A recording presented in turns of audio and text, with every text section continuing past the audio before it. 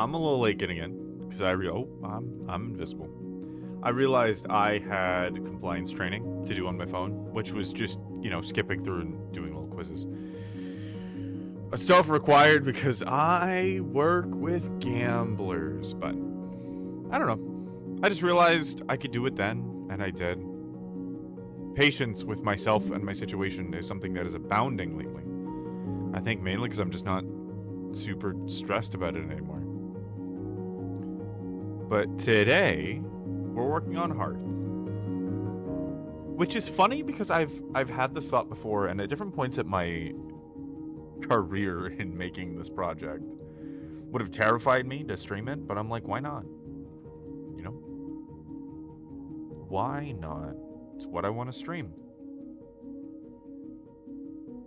Kind of a weird continuation of what I've learned as a streamer. And what I've really learned about myself. Where is my...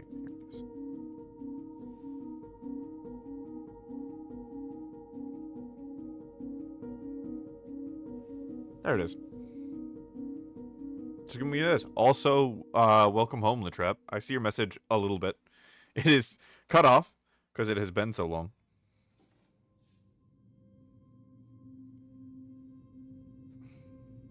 But we're working on the glossary right now. I'm probably talking about stuff. It's funny because I wasn't entirely sure what I was going to do.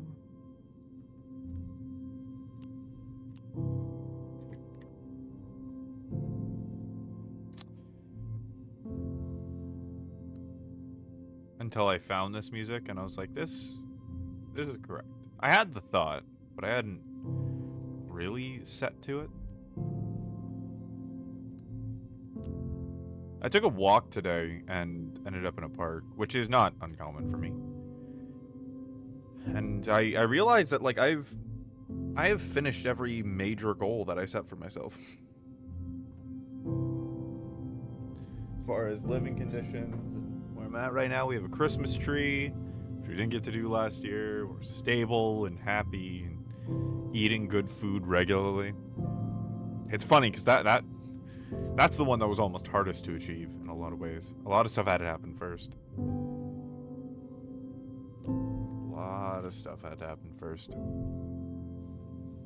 Now I'm here streaming. My cat is yelling at me about this twist tie that she will never give up playing with. She adores twist ties, and specifically she plays fetch with them. Pick up the twist tie, throw it across the room, she brings it straight back and drops it like a dog and yells. Which is perfect.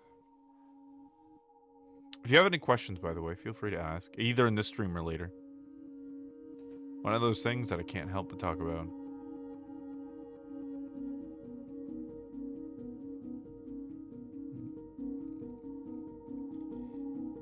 Should I talk about resolution order? Yeah, I'll put it in there. It is an optional thing, but it should be stated somewhere that it's an optional thing. Ooh, status effects.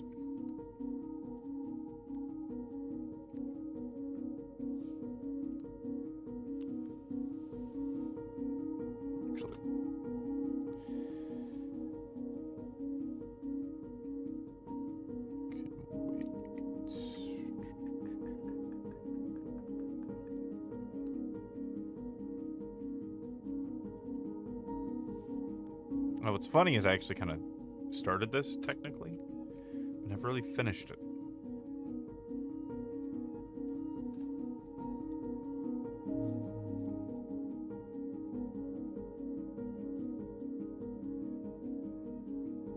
Man, repulsion is one of those mechanics that I forget until they come up, but it's like super important to the health of the game. I'm really proud of that one.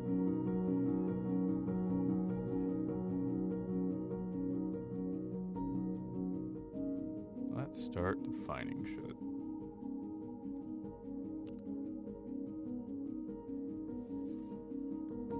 Actually,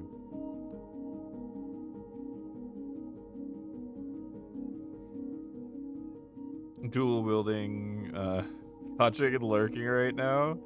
Some people will respond to stuff. That's totally fine, man. Enjoy your gacha. Enjoy. Gacha's one of those things that, like, I never understood until I met Ven and really started living with them for a while because they're super into gacha, and I'm like, yes, it's made to be addictive, but at the same time,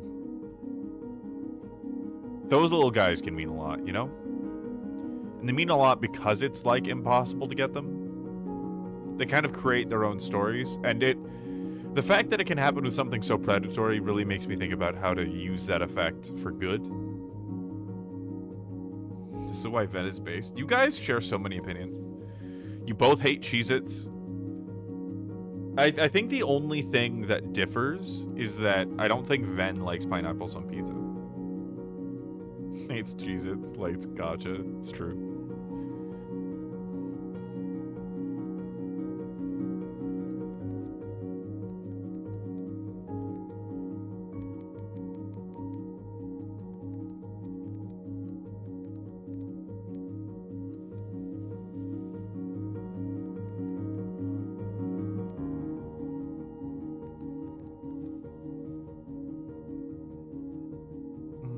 No, I think actually it's better to say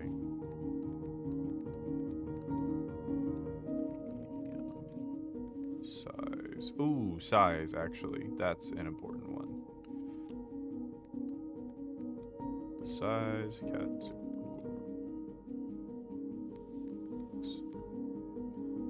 That's important.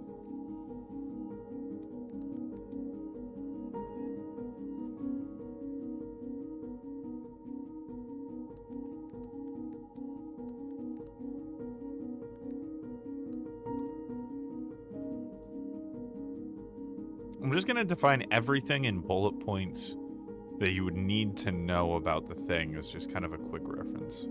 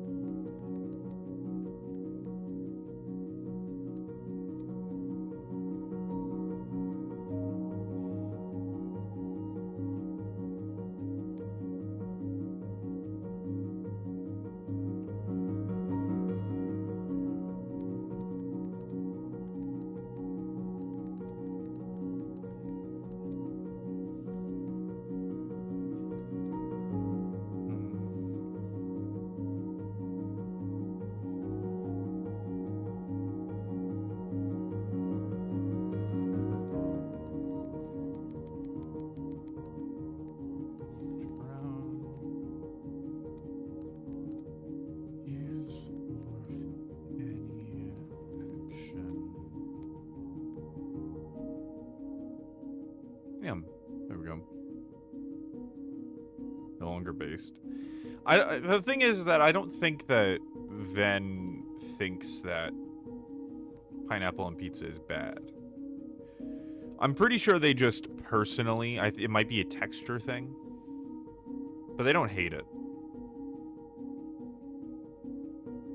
What didn't I fix? It's not that you didn't fix anything. We're talking about pineapple on pizza, because Latrap is calling you based because you guys both like gacha and hate Cheez-Its.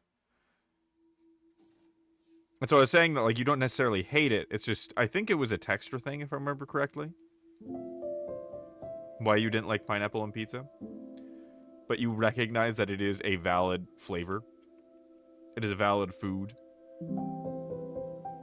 You didn't fuck up anything, my love. It wouldn't be a problem even if you did.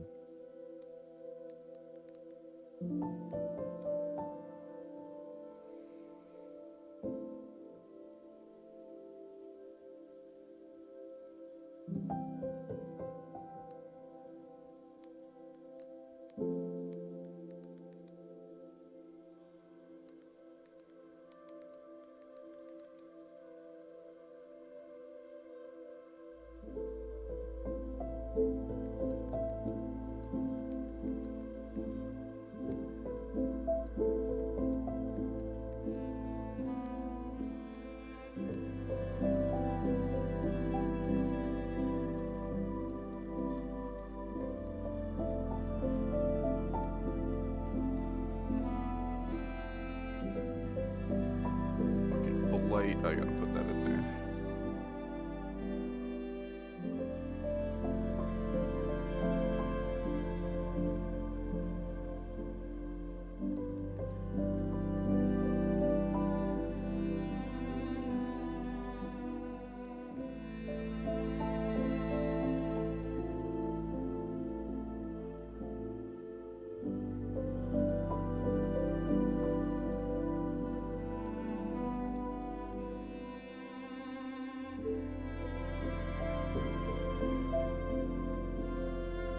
I'm gonna make this like a mini tutorial.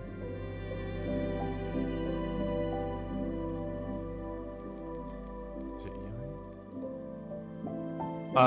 where I'm gonna put them all in kind of relative mechanical sense. So all the magic stuff is gonna end up together, all of the action point stuff.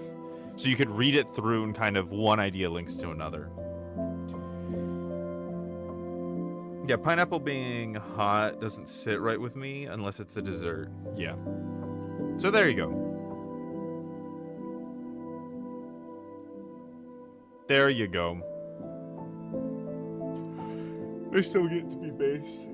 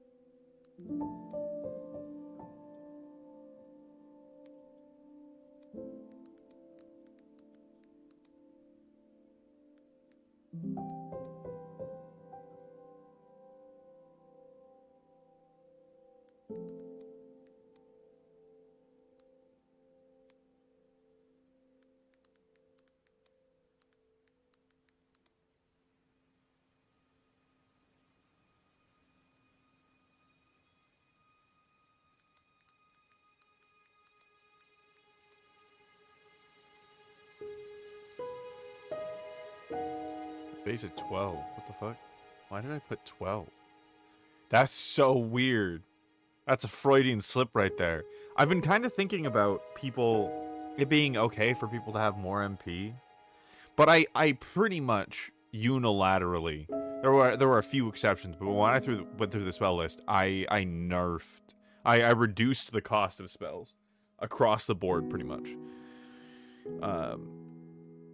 So yeah, that about does the same thing, but yeah.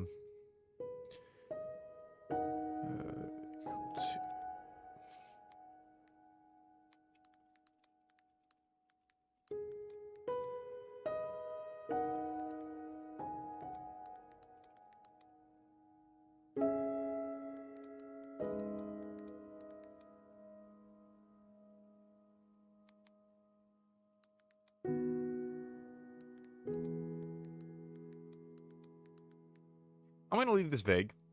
As soon as they're equal to there.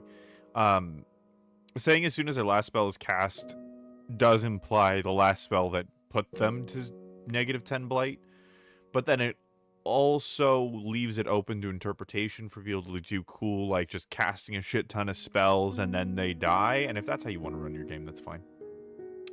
That's fine with me. Oh, the new nickel bowl sauce. Oh, yes! Oh, God, yes. I saw that when I was cooking, I think, last night. And so I forgot to respond. But, oh my God, it's so pretty. Oh, it was Nicol Bolas the God Pharaoh, if I remember correctly. The black and white, Is that... It looks real. It's got the promo symbol on it. If that's real, oh, that's fucking perfect.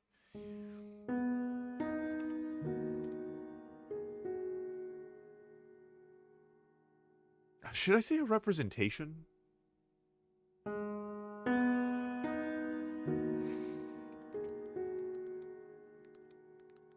A measure of your... a creature's current I don't want to make this too specific, because if I say a measure of your character's health, sometimes for people that wouldn't necessarily transfer over to creatures right away. And it's a lot of these little things that changes the experience of reading a rulebook entirely, because they all add up to a nice smooth transition where you're like, oh, any creature's health, that's how healthy they are. I have a thing that means I'm a creature. That kind of reinforces that rule. And also this is how healthy I am. It was a secret lair that somebody traded in local. Ooh, that I bought afterwards for only $8. Damn, hell yeah. I love secret lair shit. I love secret lair shit so much. I bet every secret lair lands pack is so expensive. Because you want to be able to play with a full set of them, and they only give you like 4. Unless those secret layers, you get a play set of those lands, which would be sick. But I doubt they do that. I bet it's just 1 per.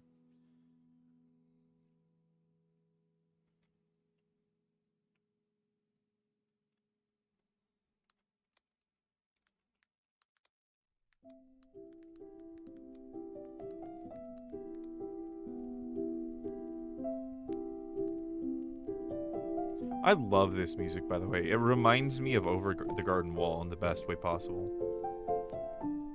It hits my soul just right. And what's funny is I never would have like announced that before. I never would have admitted that before. And I don't know why. Ven was playing WoW when we were listening to the music, and it was Northrend. And it was super good, and I just loved every second of it. And I have no inhibitions about it now, but for some reason, even just a couple days ago, I did. And I don't really know why. But it's beautiful, and I love it. I think I was just afraid of being me to other people. No, I know that's what it was, actually.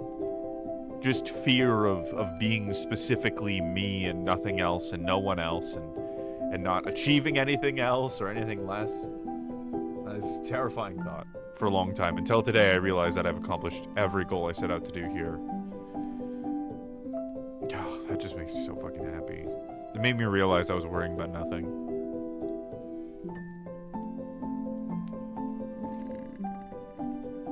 I forgot to get rid of the Yor.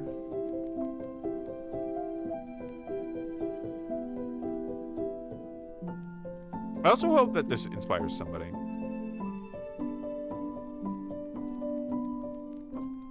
To not worry about their mistakes.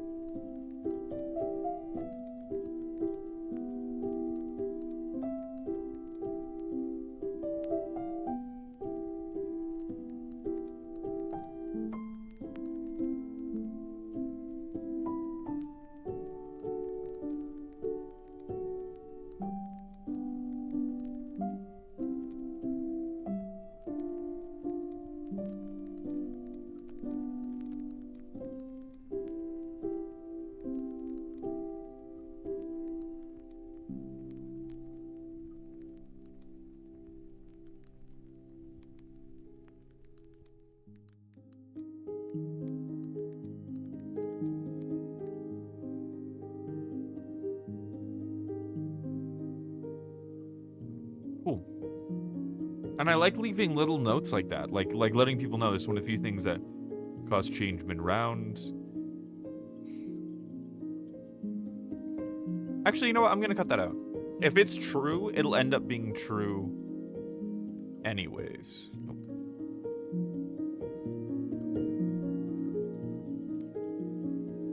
Regardless. Oh, spaces, hell yeah. I was excited about this one.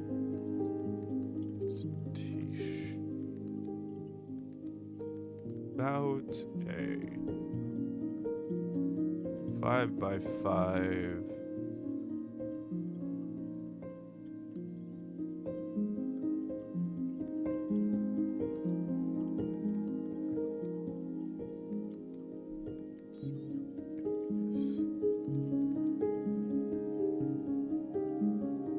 What's 5 feet by 5 feet? It's like 1.5 meters by 1.5 meters, right?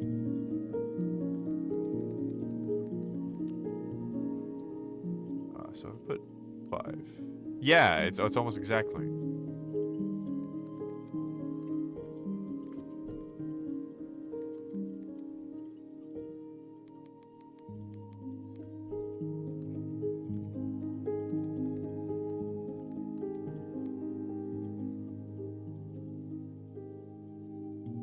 I like putting in little things of about and approximately and maybe in the rules text because it's those doubt words that are actually very important here. Usually you try to avoid them in a lot of writing, but here if I put about 5x5, somebody can fudge it a little bit, which I think is really good because it's magic most of the time that affects it, or an explosion, things that nothing's gonna fit exactly into a 5x5 square. So if you have a 5x5 closet, let's say, and somebody fills it with a thing, you can argue that in the corners of that room, you know, there's a little bit of space or something like that. And I think that's totally fine, right? It makes it more human and it makes the role play a lot more believable and a lot more immersive too.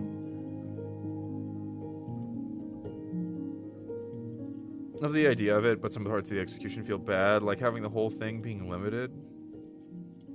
Yeah, I get that. I really get that. Like, I do wish that Secret Lair was something that, like... I wish they would have it to where you could pay for it later. It would just be more expensive. You know, where they release the thing, it's there for, like, you know, with the current price, and then it, like, doubles or triples in value later. Just, like, so that you can still buy it later, you know? That it's not completely gone, that they don't get super limited later. I think it's just a way to try to get people to impulse buy them, think they can sell them later and stuff like that. But yeah. Yeah, how was your day, streamer? My day was very good. My day was actually pretty incredible. I had an appointment today that went super well. Got a lot of stress off of me and Ven's mind. And then after that, I realized that we had a bunch of money in the bank account. I took a very good walk, found myself at a park, took a nap on the couch, and now I'm here. And I can't really express to you in that how much peace I feel. We have a Christmas tree up with lights. We have our food for the week. Things have been really rough for a long time. And while they've been really good recently, it takes a long time to let go of all of that stress. I mean, just today I was marveling at how much fucking hair I have on my head because when we came over here, I had been and then continued to lose hair from stress for a long time. And I didn't like lose all of the hair on my head, thankfully, but it did get very thin, very noticeably thin, and then it's come back over the last few months and stuff like that. Like I used to grind my teeth a lot and my jaw would be so clenched over the course of the day, which I wouldn't notice, that by the time I went to unclench it, it would be almost impossible. It would be locked in, basically. I just never realized. So very good. Very good day. So for a mental note, what pronouns do you use? I use they, them, but I don't care if people use he, him. So I was actually talking to a very good friend last night, kind of reuniting with them about this. They're non-binary, I'm agender, so we had very good gendered conversation. But the important thing I mentioned to them is that, like, pronouns to me, because I just don't play gender at all, it's not that my box is empty, I just don't have a box. The way they described it was using a football team. You know, there's the boy team and the girl team, and that they, as non-binary, are the event staff, and I'm not even in the fucking stadium. It's more a requirement of grammar, right? So it does not offend me in any way. I don't feel any way at all if people use any kind of pronouns. But none of them are particularly accurate, so if you want to be as accurate as you can, they, them works. It's kind of more a signal to me that you know me, which is kind of nice. And also, it just sounds like a fucking nightmare to not have pronouns. And I don't really care, so I absolutely am going to use pronouns. So generally, the answer is like whatever's most convenient, but if that notwithstanding, then they, them. Hi, Bite, my little farm husband sneaking in here. By the way, Bite, I meant to message you about this. But Lethal Company is a game we should all play together because it's absolutely fucking hilarious. It's super fun. Ven and I played it, and it was amazing. Yeah, I was gonna say Mr. Streamer, but didn't want to be wrong. Feel free to say Mr. Streamer.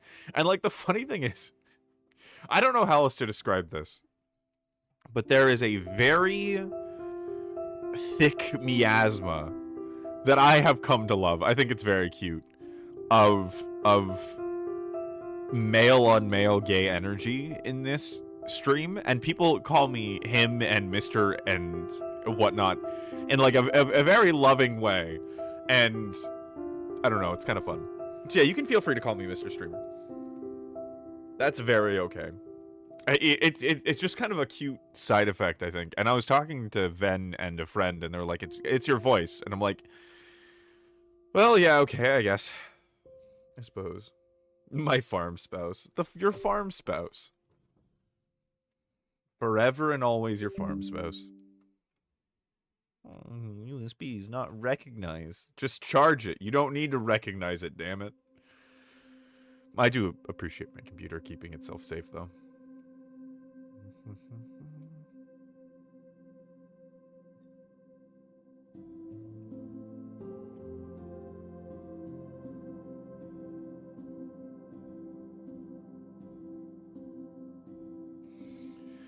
What did we do for this?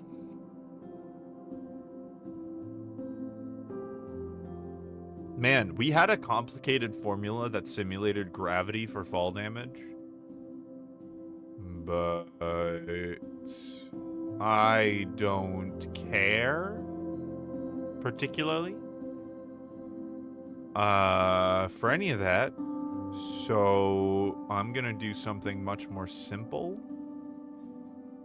Because I don't really give a shit about fall damage killing anybody, but I do want it to be there, so let's just do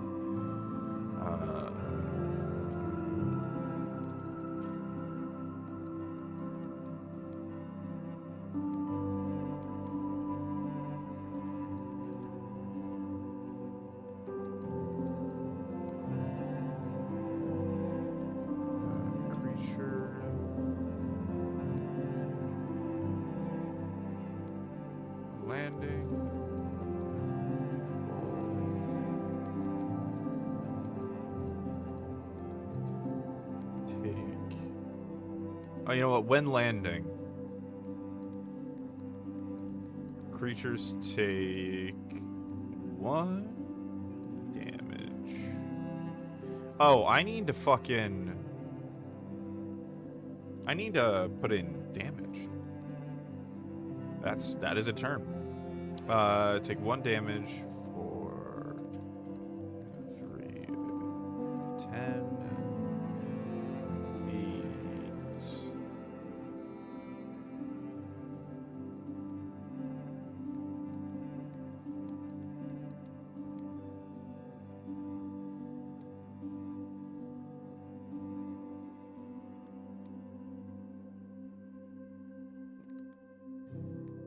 They've fallen. Cool.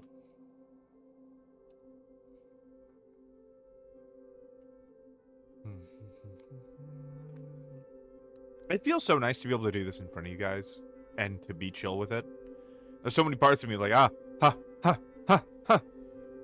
about like, what do I stream and how do I stream it and how do I sound right now and what am I talking about? And it's a natural reaction of like staring in a mirror to start thinking about how you look. And so I'm just glad that I'm kind of starting to be beyond that and stop worrying.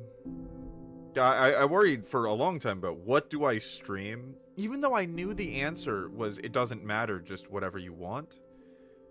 It just, again, is just a natural reaction. When you just really don't, especially when you don't know what you want to stream. I feel like it's a very common thing.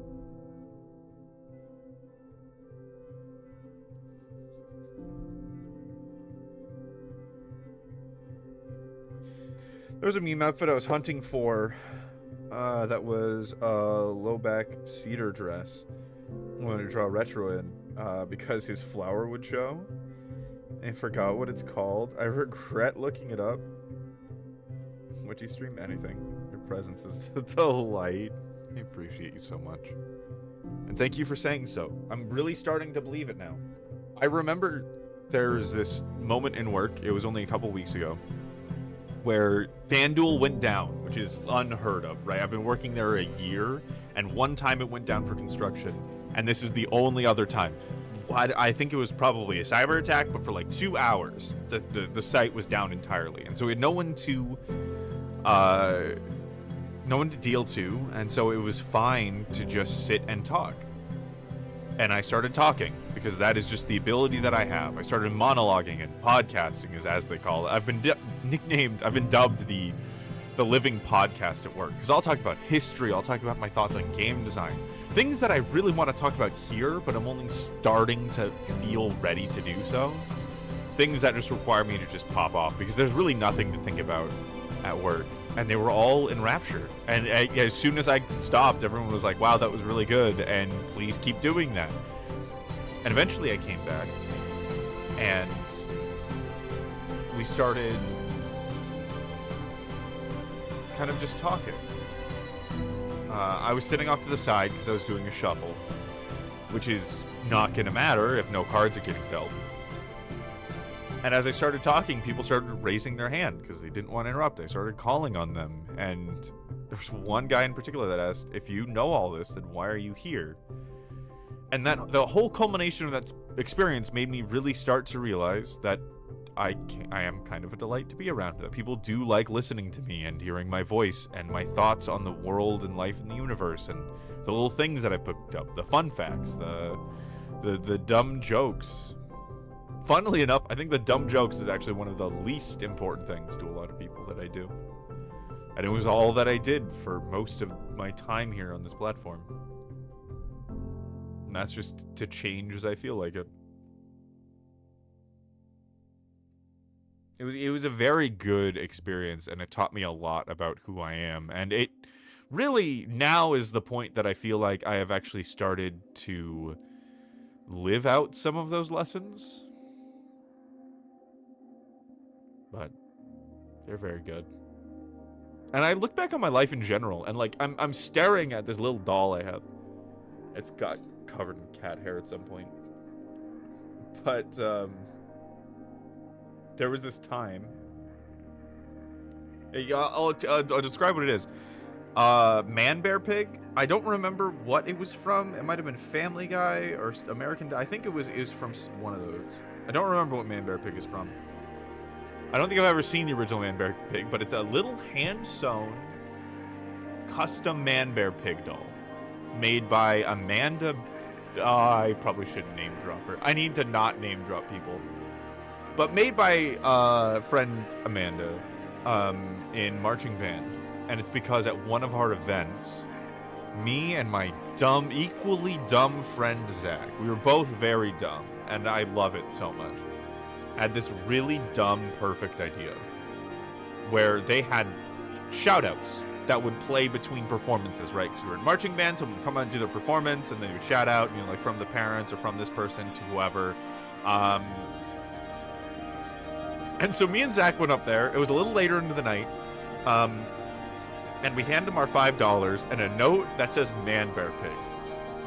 And we go back to our stadium, and we don't hear it. And we're like, did they skip over it? They probably threw it out? We're just kind of joking among themselves, or like each other, saying, you know, they probably got so offended and lost it, or, you know, I imagine how confused they were when they read it.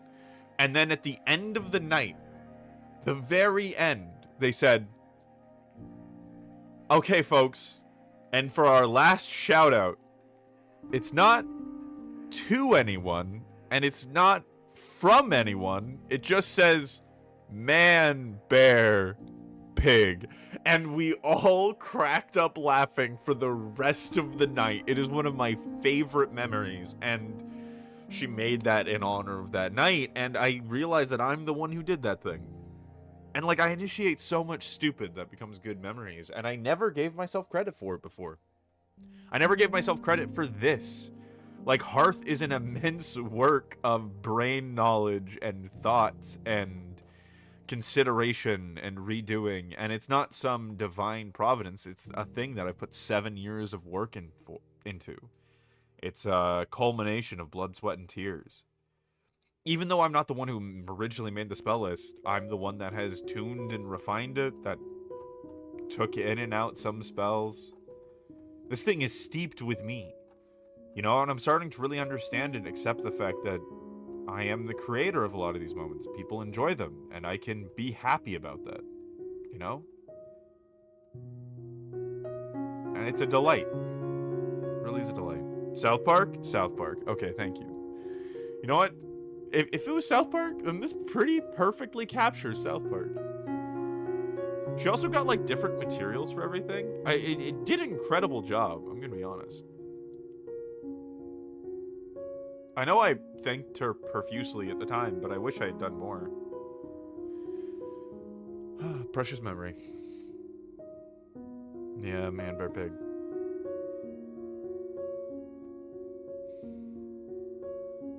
And then everything else.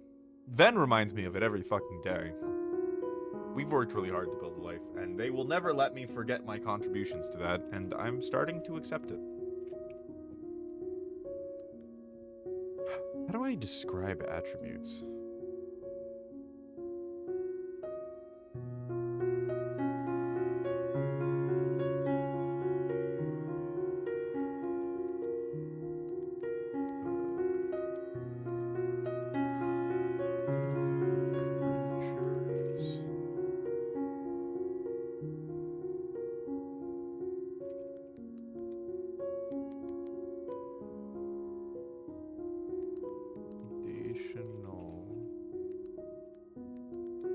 Talent. Black. Can I do? That's not a word.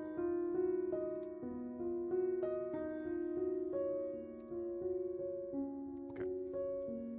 Thereof can be a word, but I can't just take lack thereof. Where else do you use the compound word thereof? Except for lack thereof. Make it one word, damn it. Keep adding letters. Because they literally just cut out the space.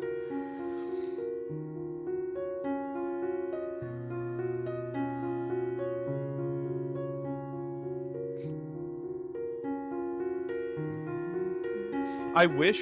You know, I'm probably going to release all the previous versions of the rulebook when it releases. Or at least some of them, some of the older ones. Because it's such a different game. And, like, I want people to see how far the game came, so that they know when they start their projects if it's bad, if they forgot fundamental things, if it's a shit show, then it can absolutely be a shit show, and they should keep going as an encouragement. Because definitely, if I had seen this from other developers that I respected, I would have been so inspired.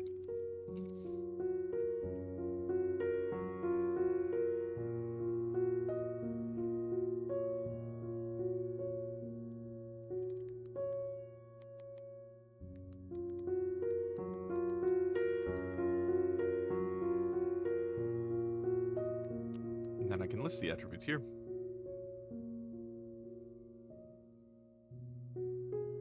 Gloves can be made from any kind of meat, seafood, fish, poultry, or vegetables, or combination thereof. Fuck you!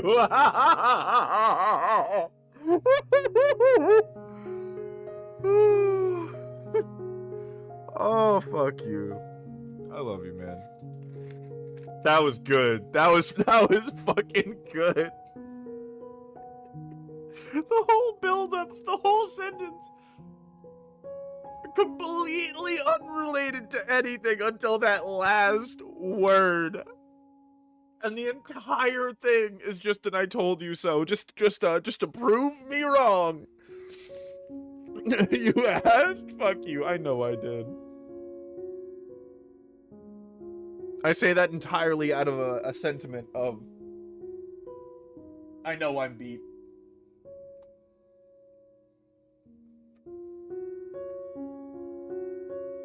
I did ask. How did you find that? Did you just, like, Control F the dictionary for the word thereof?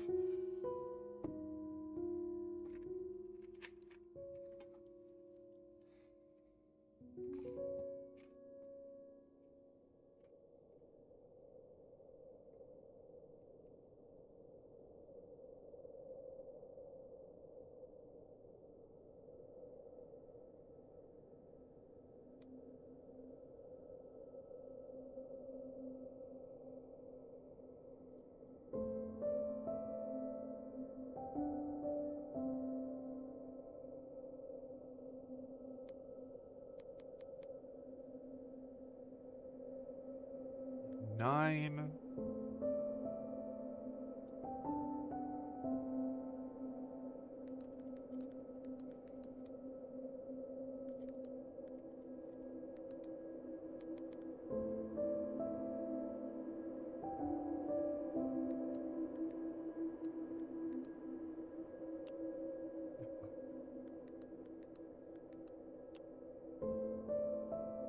Why is there a space? Ness. Let's see if I can remember all the attributes. Analysis.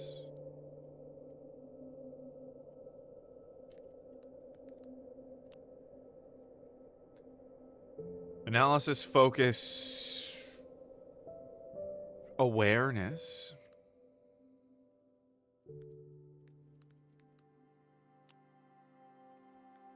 Empathy.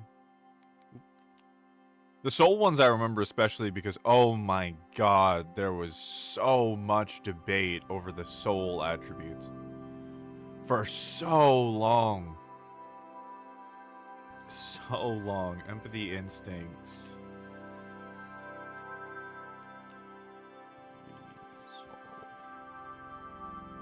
So long.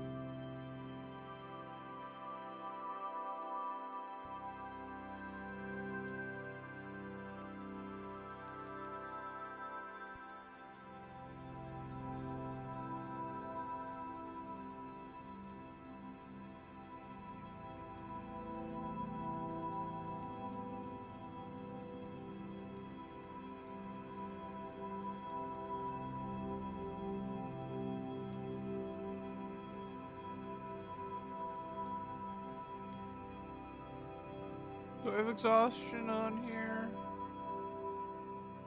Yes, I do. And got some good licorice. Ooh. Ven loves licorice. Oh my god, you guys are the same people! Oh my god. Every time! Latrap, I'm gonna need a comprehensive list of all the things you do and don't like. Ven is a fiend for licorice. You guys just have the same fucking mouth.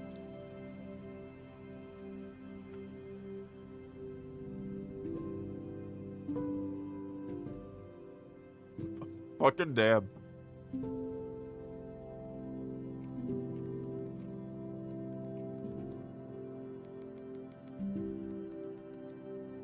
Something you'll see a lot is I often capitalize random things that are just emphasized in my head at that moment. So I'm sure whoever edits this is going to hate my capitalization. It's going to be their main job is fixing my capitalization.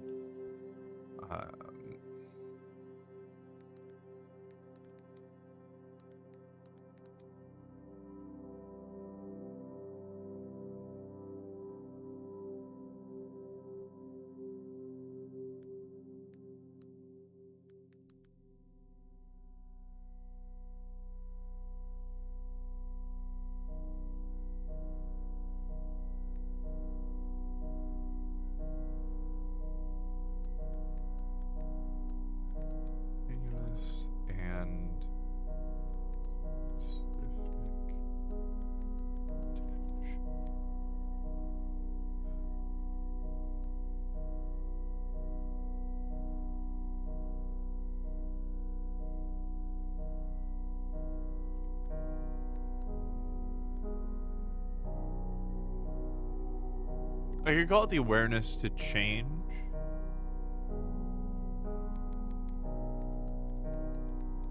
To notice.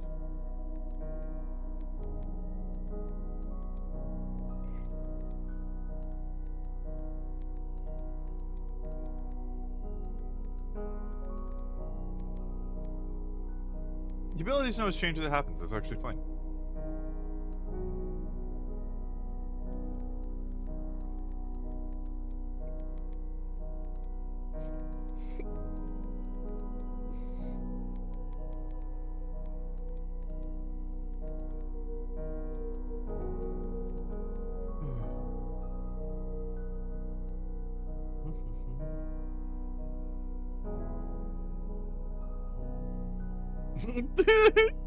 Bongo smash licorice. Honestly, the trap, you're kind of right. It really does have a little bit of a threatening aura. That is kind of how I read it. I mean, that is their opinion of licorice. Let's be real here.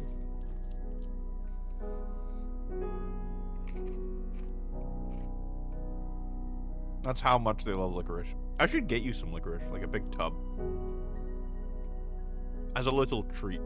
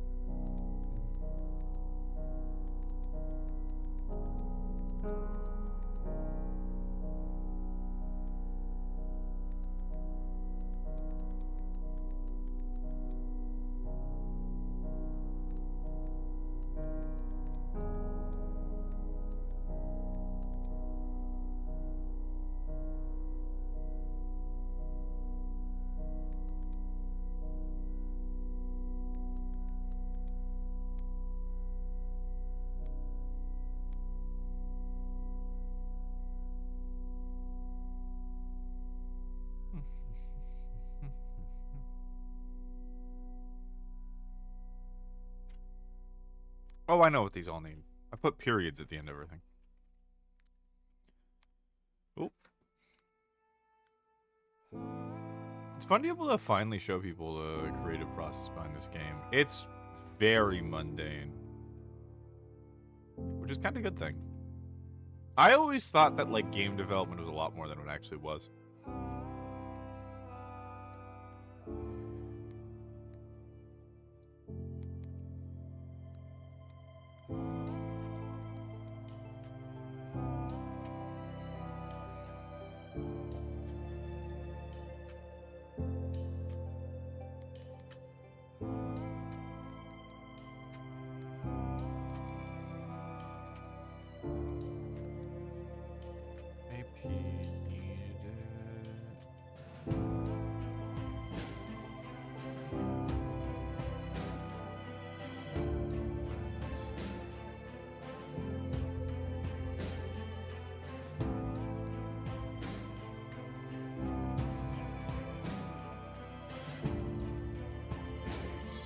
Spell to cast it. There we go. I still feel like some of the weird reserves, of course, but like,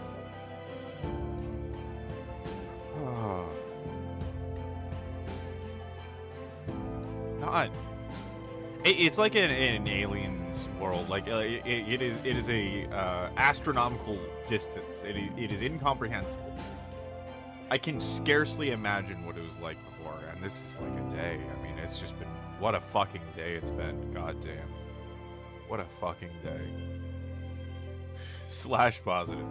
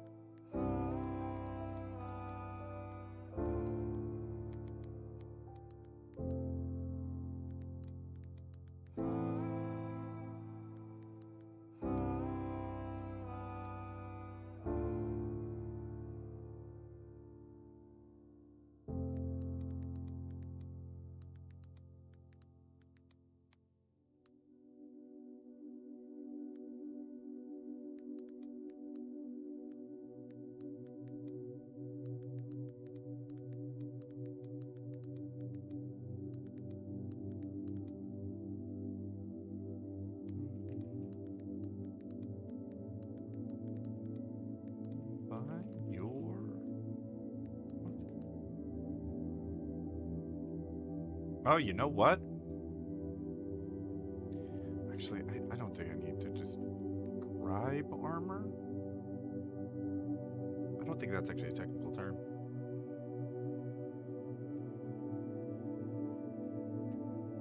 You said game dev and that gave me so much PTSD. Oh, what from? Do you have game development PTSD? Because I kind of do in a way too.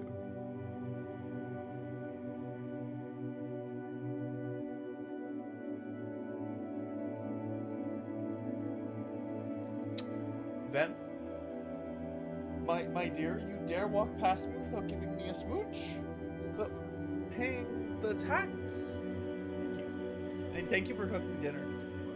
Ben cooks dinner every night, everybody. Hound them with love and praise and affection. They're perfect. I used to make dinner every time. Every night. For a good long while, as it was kind of necessitated. And I thought I loved cooking. I had a good time doing it. But God fuck does it not compare to the joy I feel getting cooked for. It's on another level. I love you. It's on another level. I love getting cooked for so fucking much. Cook me a meal, you have my heart for the rest of my life.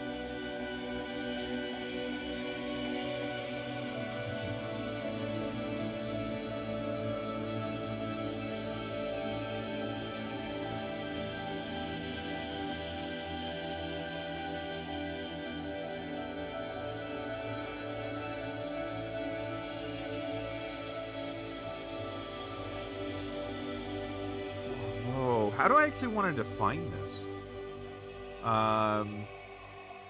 No, carry weight is... Wait, you can...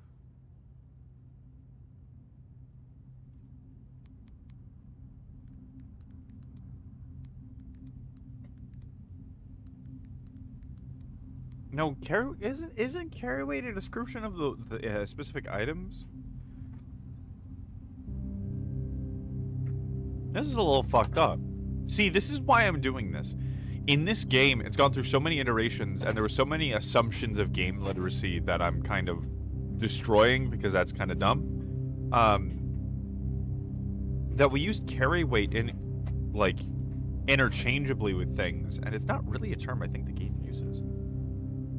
For high school, I had to program a game for my final project, and last semester, I also had to program another game. I'm so sorry. Programming a game for a company, making a game for a company, and or school, which is fun. It really is just another company, just with a different goal. You just already paid them. You're just the customer instead of the fucking employee. But either way, fuck that. That must have been so much stress. What is the description of the item? Carry weight should be the player's limit? No. I think that's true. I think that's true. I'm just trying to think of how it's been defined in the book. You know what? I should worry about that later. I can control F it. Yeah. Because we have debuff margin, unladened, and carry weight. Right?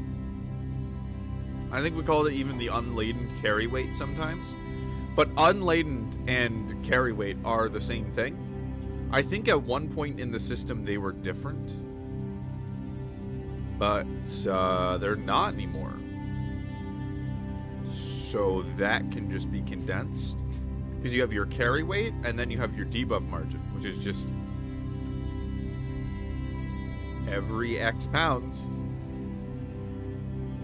above your maximum. Get an extra minus AP. Okay.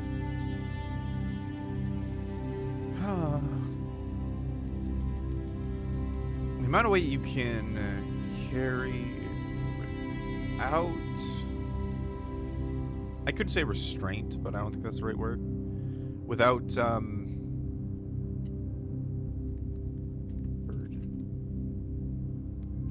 So it's funny, kind of cryptic ways of saying it, like without burden. It sounds weird at first, but in rules text, it's really nice because it's concise, and then people think about it, right? So it can carry without burden. It's very clear there's no burden whatsoever, no issue, right? And so it makes it very clear there's going to be no debuff. There's no you can just not think about it, right? And then I'm doing like this. The debuff margin.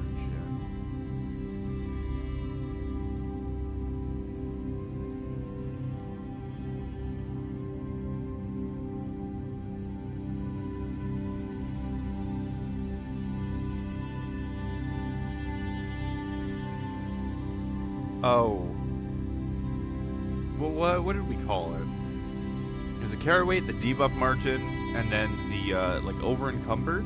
I think it is what it was described as, but I think we can find a better word for it. Carry weight, debuff margin, something else. I'm gonna make sure this is a good fucking vibe.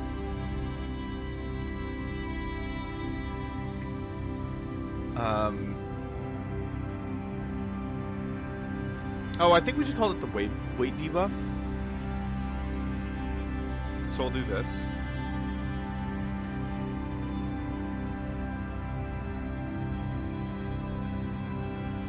I don't think there's a better way to say this. There might be a more concise way, but I don't think it was clear.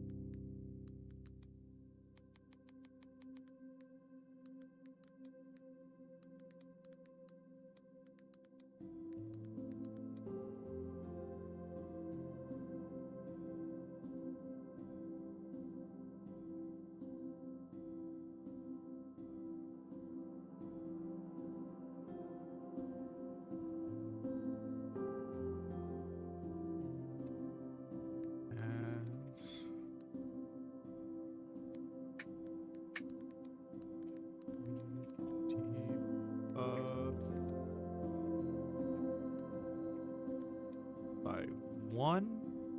I'm planning on going through and capitalize everything that mentions all these terms, by the way. I just realized it would be better that way so people, when they're reading, they know, oh, this is a specific term.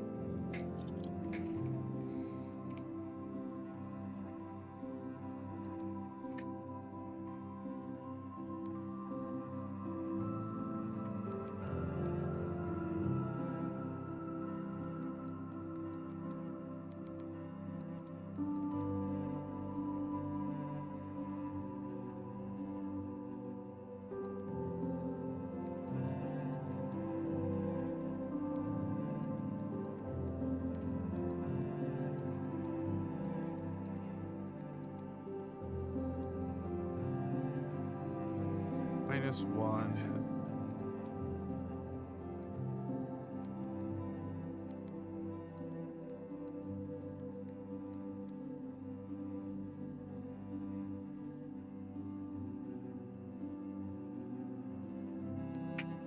Bring more carry weight for a -1 AP penalty.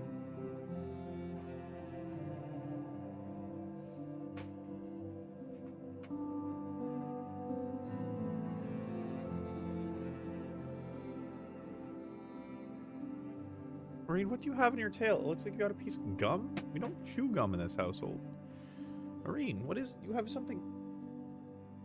Oh, it was a piece of the pink... They have a pink foam ball. I thought Irene had a piece of gum.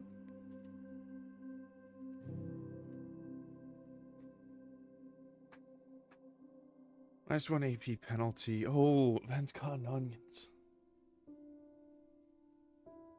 I feel very bad for them. I'm getting teary-eyed all the way over here, and I am across the room. -1 penalty. Period.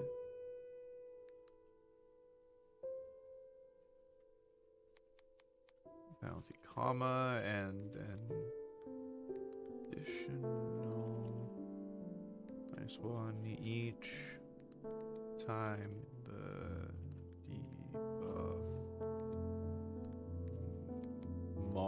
Marge from The Simpsons, debuff Marge, is exceeded? Does that work? And then it's just up to me correctly defining debuff margin. So...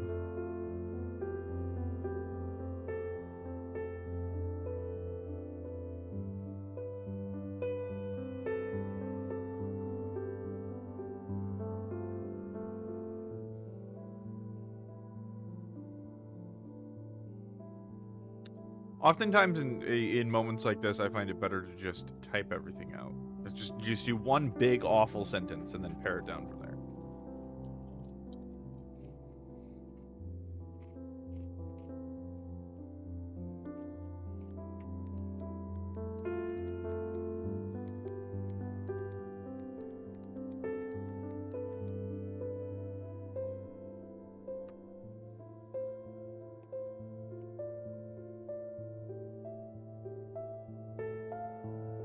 Is this zucchini?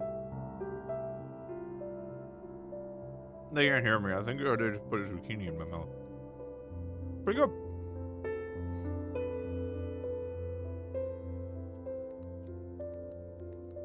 Increase.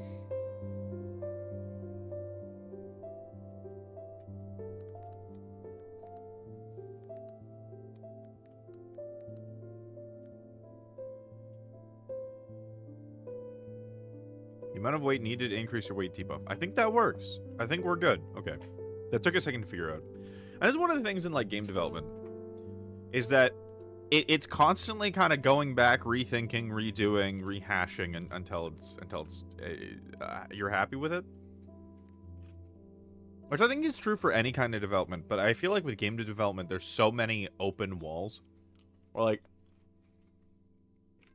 you can put up a wall and set a creative barrier, and then you realize it's bad, and you tear down that wall, and then all of a sudden you have a million options again. So you constantly make bad choices. You don't really get locked into decisions. So long as you don't have, like, a time constraint as easily, so there's a lot more back and forth when trying to make the best game that you can.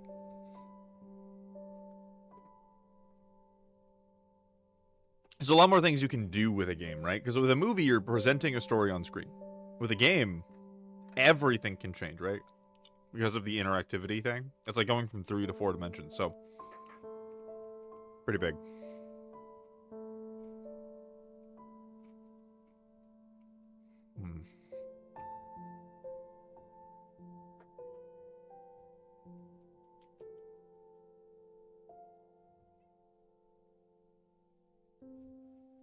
Oh, here we go.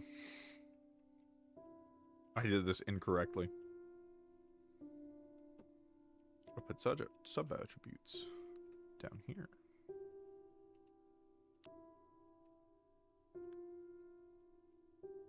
There we go. Oh, yes, the Zuck. The Zuck, indeed. I was just thinking about the Zuck today. I was watching a Jacob Geller documentary, and he mentions Zuckerberg, and I was like, or the Meta, I think. And I'm like, ah, yes, the good old Zuck, the Zuck man himself. The guy who is probably in way over his head in some ways.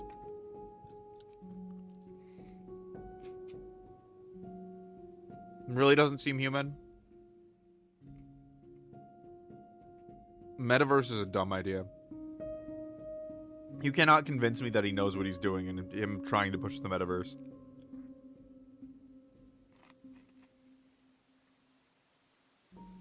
Oh, you're pronouncing Zook like zucchini? I knew that's what you were referencing. But have you never heard me talk about... Have I never talked about the Zuck? I've been making that joke from like high school. It became a regular part of my vocabulary for a long time. I guess I just kind of like got out of it. Yeah, I'll be like, yeah, give me some Zuck. Yeah, they're getting zucked. Give me some of that sweet Zuck, and it just is in reference to Mark Zuckerberg. Because people called him the Zuck, and I'm like, yeah, Zuck me off, daddy. It's just the natural response you have to that kind of information. If somebody gives you that kind of golden idea, you don't just get rid of it. You do not kill the goose that lays the golden egg.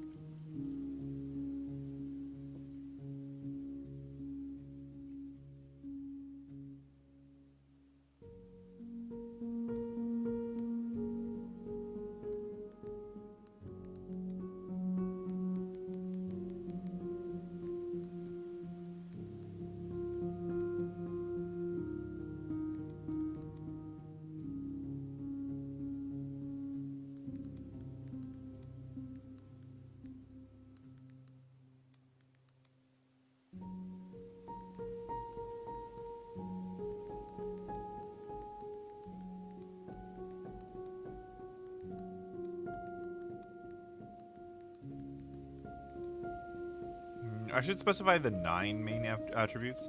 The little words like that help people realize that they know what you're talking about. Because if I say the main attributes, are like, what are those? But if I say the 9 main attributes, are like, oh, it's those things that I did, that were mentioned earlier.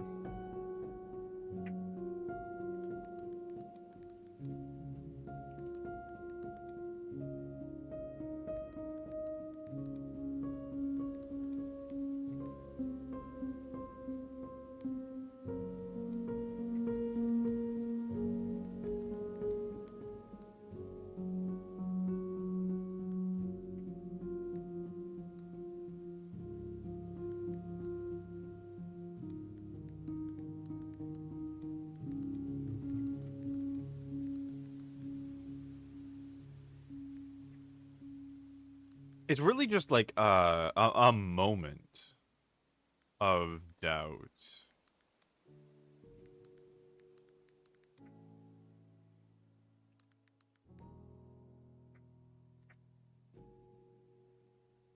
Attribute. Attribute. I forgot the R. I'm specifically putting sub-attribute each time to reinforce they are indeed the sub-attributes.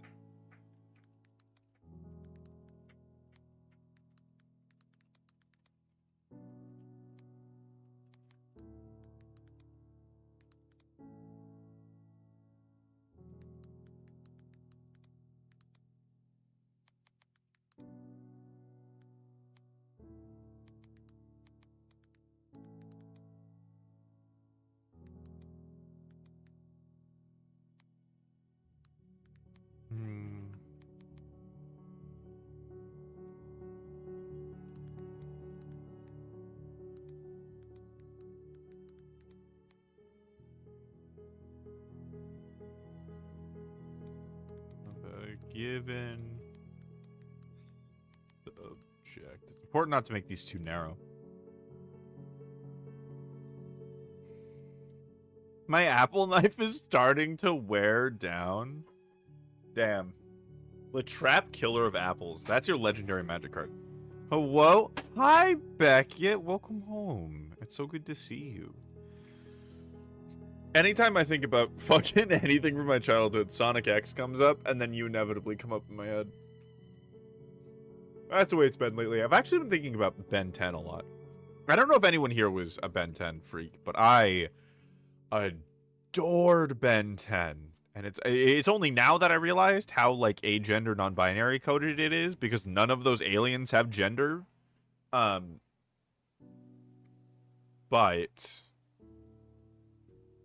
I love Ben 10. I think it's a great show, and I think it's a great fucking concept. It's very fun. I was so into the original Ben 10. I had one of the video games. I didn't know there was a video game. I mean, I'm not, like, surprised that there's a video game, but I'm so excited that there's a video game. Oh, I have to play that. I have to play that. There were a few. Hell yeah. Yeah, the original Ben 10 was by far the best. Because, like, one of the biggest things about Ben 10 from episode fucking 1, right? prologue, pilot, whatever it was, when he first gets the Omnitrix, there is so much mystery involved. What the fuck are these aliens? Aliens exist, question mark? How do you get it off? What are all the aliens, right? As soon as he, like, learns how to get the 11th alien, which... When did he do that? I think it was the bowling ball guy. I forget what he was called, but the yellow and white one, the one that could, or Cannonball, was that his name? I think his name was Cannonball. I think Cannonball was the 11th one. The weird moment where he met the an alien of the same species as Ghost Freak, and then like got a power upgrade because he learned how to actually like use Ghost Freak's powers. The whole idea of Ghost Freak in general, like, you never get to see what is going on the inside of Ghost Freak, but is so scary that it, like, causes a debuff, like an actual fear effect on, like, every single person ever shown, except the other Ghost Freak. It was a mix of mystery and action, and those two things naturally generated a very intense drama that they didn't need to spend much time on, right? Just the fact that he was there with his grandpa and his cousin, and they were just driving around the country, and shit was just happening, and he had to fucking deal with it, and it just... I needed to see every episode. Every episode revealed something new about the world. Ben got better with the Omnitrix. He did something fucking cool. There was something new and exciting every single episode. It was so good. Protector of the Earth? Did you ever watch The Secret Saturdays? No, I didn't. I don't think I did. I don't think I watched anything secret. I was always watching reruns. Getting plot of Secret Saturdays was insane. Cannonball, yeah, Cannonball. Cannonball was fucking sick.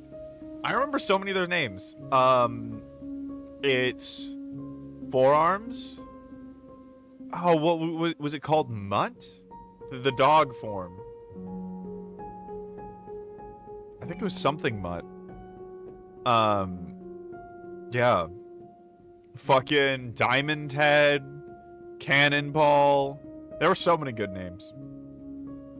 I have every episode in HD on a flash drive that I got from my sister. It's Cryptid Focus. Hell, Wild Mutt. There we go. Gray Matter. Yeah. Woo. Wild Mutt. Honestly, okay, I'm gonna be honest. I think Wild Mutt was my least favorite. He just didn't have a face. And, like, to me, that didn't really get me, right? Because so my favorites were Ghost Freak, Diamond Head, and the fast one. What was it called? What was his speed form called?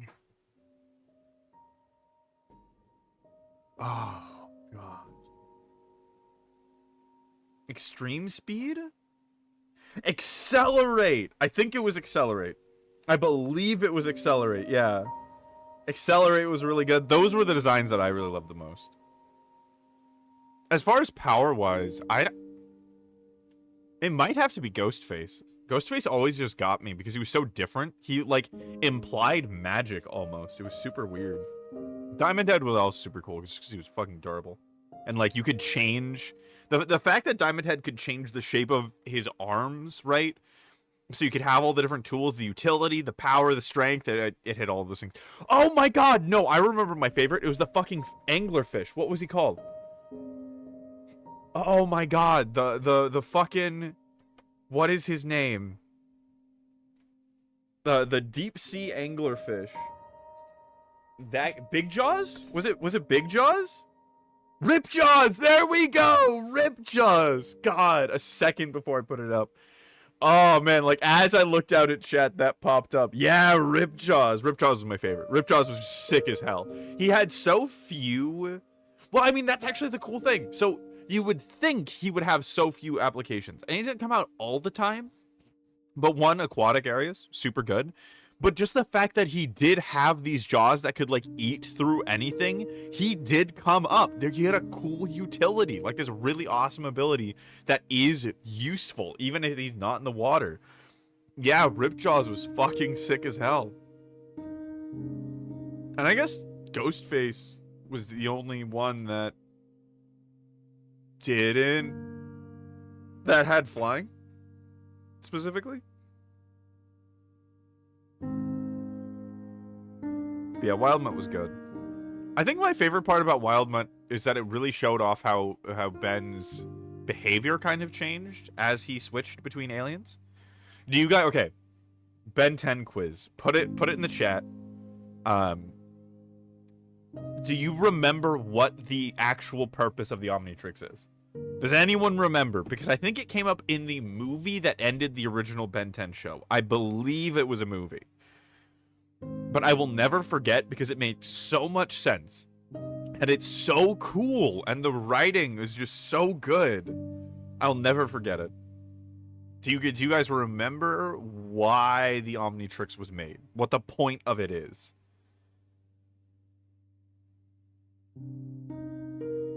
God.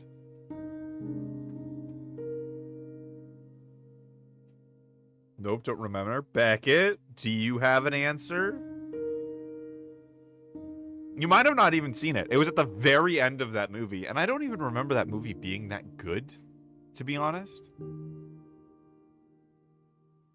You had two purposes. Elaborate. I'm talking the creator's intent for the Omnitrix. But elaborate. You might be right. You might be more right than I remember.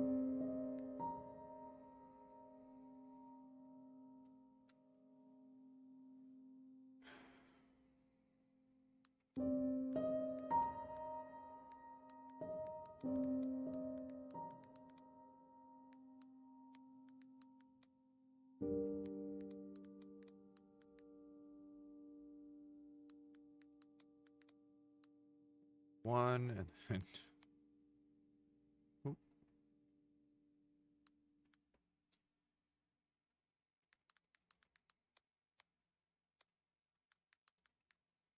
Movement speed number eat AP specs. There we go. Good. One is able to preserve alien DNA in case the species went extinct. The Omnitrix would be able to restore them to life. The other was to help usher in a new era of peace because the previous thing was bad. I don't remember too much about it, but allowing them to live as one another, it could offer a new level of understanding of each other. Professor, give that Blorbo extra credit. That is absolutely correct. 110% A+. Yes, you're right. I forgot about the alien DNA. I forgot about that second half. I remembered specifically the idea that it was for fucking diplomatic reasons, which just made so much sense to me. But yes, because the alien species had inbred, if I remember correctly, genetically they were fucked. Like the rulers of the species were fucked up. Like they were dying. I'm a Blorbo. You are a Blorbo. The trap, if that face is because you think you're not a Blorbo, you are a Blorbo. You exist in this chat on a regular basis. You're a Blorbo. Don't worry. You've achieved Blorbo status. But yeah, I remember. And so at the end, they used the Omnitrix to, like, mix alien DNA, which is, like, I remember this being really weird. That is a very heavy they covered eugenics. Like, and, like, the weird thing is they are different animals. You know? It just doesn't really read well if you go too into it, because the different aliens are their own species. They do not need to mix gene pools necessarily. I think something might have happened, but yeah. Ben 10 went into some insane shit. Yeah. Yeah, I do remember that. And I think that's one of the things I really liked was that it covered more serious topics, but like the eugenics thing was a little much, I think. That was a little weird. It was kind of out of left field.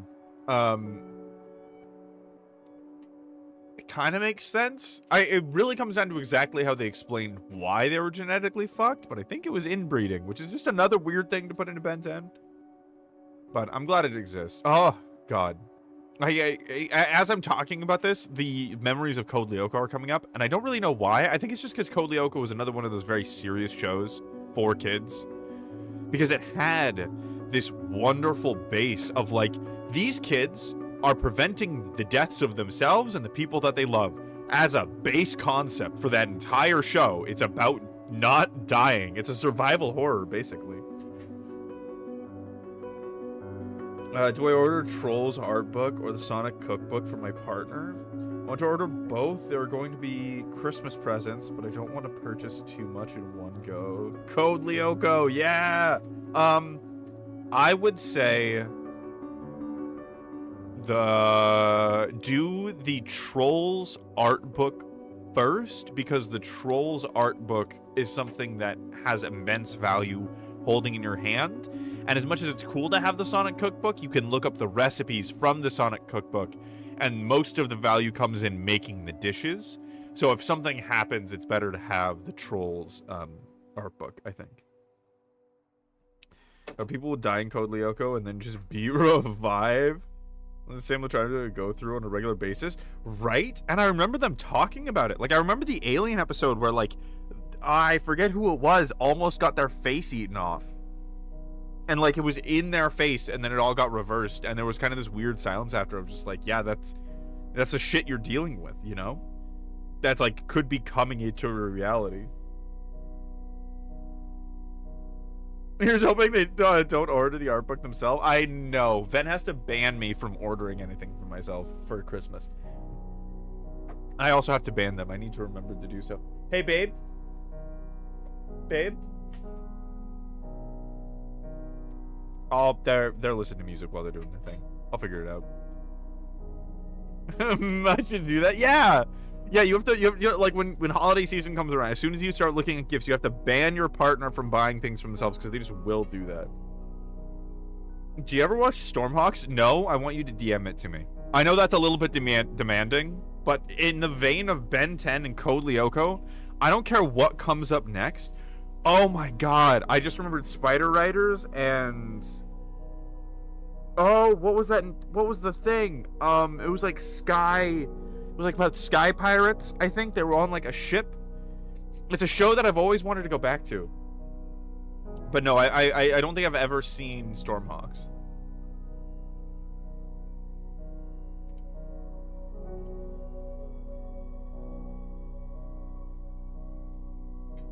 Wait a second. Is this the show I was thinking of? Oh my god, it is. Oh my god. We had the same childhood. Let's fucking go. That is exactly what I was thinking of. I remember loving that show, and then it disappeared from the face of the earth. Same thing with Spider Riders. I saw one show, and it was immediately canceled off of Cartoon Network, and then it moved to 4Kids, but I never knew that, and then it continued on. I thought it was really weird that it canceled after one episode. Holy shit. The voice was really good, but it definitely haven't aged well, but had fun animation. Yeah. Because it was also insanely cool. Season 2 never aired, so it was just one season. I remember it just kind of disappearing. I had to find it online somewhere. Watched it relatively recently. Fuck yeah. Yeah, that's going to be one that I'm going to have to rewatch. Spider Riders I need to watch just because I only saw one episode, and me and my cousin and my brother memed on that show so hard for only having one episode, but I need to know if it was actually bad, which it might not have been. Were there any other shows? I feel like there were other shows from around that time that were kind of bangers that disappeared. Oh, there's one that I didn't really like that I feel like I should have. I expected to like it a lot, but I really didn't, was Generator Rex. I really didn't like Generator Rex. Canadian show. Interesting. Just had something gay going on. Hero 108? I don't remember Hero 108. Generator Rex? That was when you had to, like, get, though. Later lore stuff got crazy. Yeah, I think for, like... I think for Generator Rex specifically, I just couldn't like Rex, and I wasn't really ready for the post-apocalypse. Because, like, I realized later on that I'm very affected by art style and color. Like, if something is not eye-catching to me, I do not want to look at it. And if I don't want to look at it, I'm not going to watch the show. And Generator Rex was all browns and grays, and I hated that. I think I'd be much more open to it now. And I've heard that people liked it. But I also just, like... I just remember him whining all the time. I'm like, dude... Get over yourself. That's just the feeling that I just had all the time. And I realized it was just common for, like, kid shows to have. But, yeah. Fire...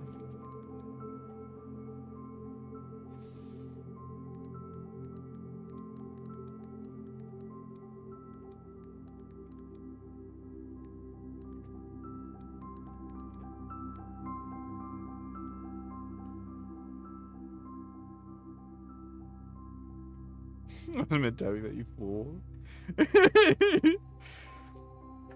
Arrow 108 was a Chinese show, very unique style. Oh my god. Okay, speaking of Chinese, do you guys remember Shaolin Showdown? Let's look up Hero 108. Let's see if I remember this. Shaolin Showdown is one of my favorite shows ever. I could rant about that. Oh, this show!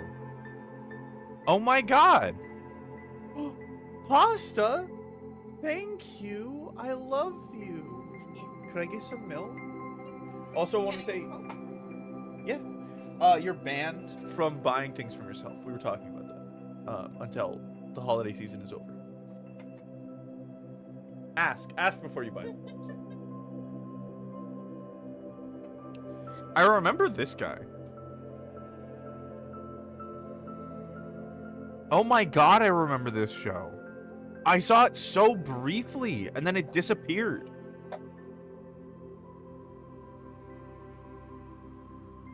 We can know Ven's favorite character right now.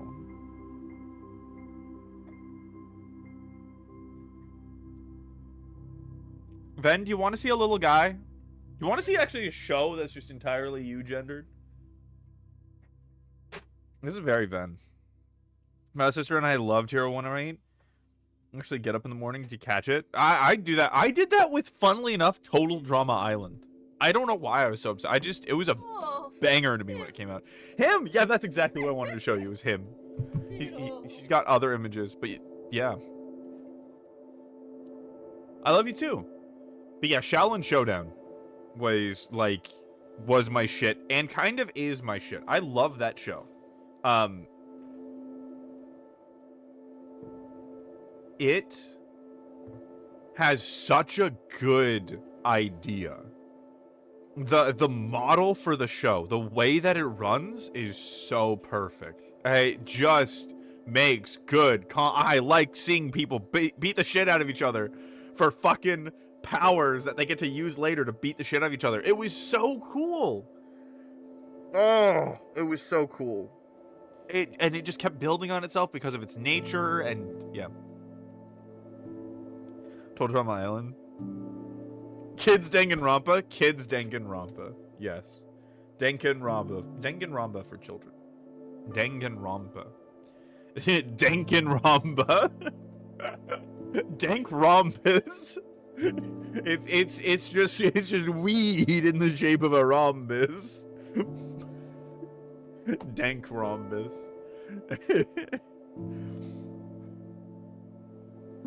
I really remember the episode when Raimundo betrayed them. Yeah, I remember that. I remember he had a good reason to do so, actually. It was really intense. I was torn on that episode, if I remember correctly. I remember feeling like it was like, well, you know what, that kind of tracks.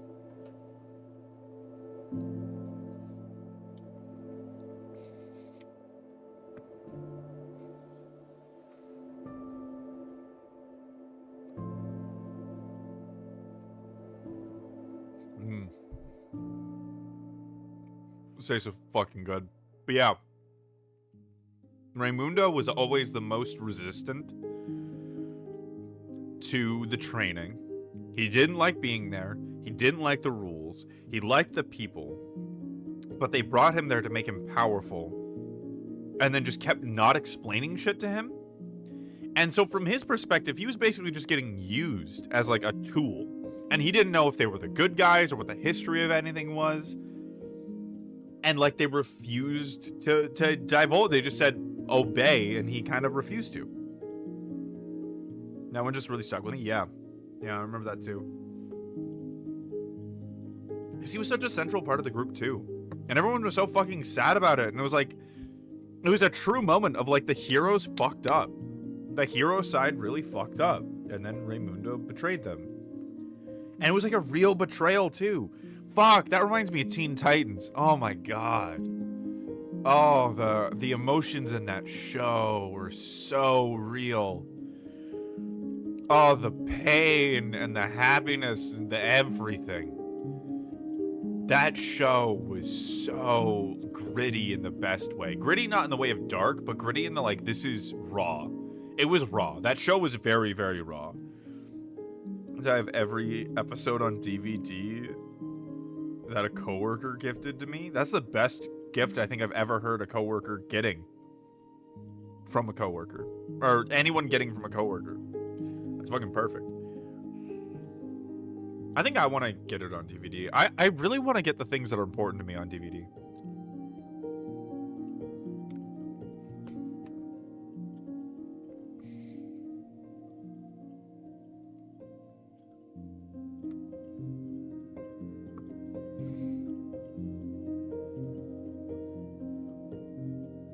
I remember seeing this post about someone who bought a thing on Amazon, and then Amazon got rid of the thing, and then they just didn't get any, they didn't get their money returned, nothing. And it just makes you realize that all the digital copies that people host, you do not own. It's a grifting market. It's a scam. They could take it away at any moment. And so if stuff matters to me, like fucking Avatar: The Last Airbender, which is a masterpiece unto itself, nothing needs to be said about that, then I want to have it in physical copy so that I can always have it. It's like The Office. Ven used to watch it all the time. We bought it on Peacock just to have it. Hasn't really watched it in a while, but if we did, we'd probably get it on DVD so that we always had the thing. Don't remember hearing about that. Yeah, right? It was really a big wake-up call for the whole internet. Myself included. We have every episode of Avatar: The Last Airbender on DVD too. Your house sounds like a wonderland of nostalgia and dreams. Ven, if you're listening to this, dinner is perfect, and I fucking love it. And I fucking love you.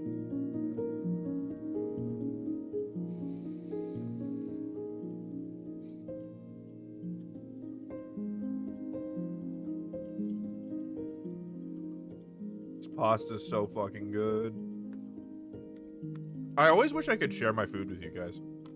It's something I love doing with people, is making sure they're fed, A, and B, sharing my food.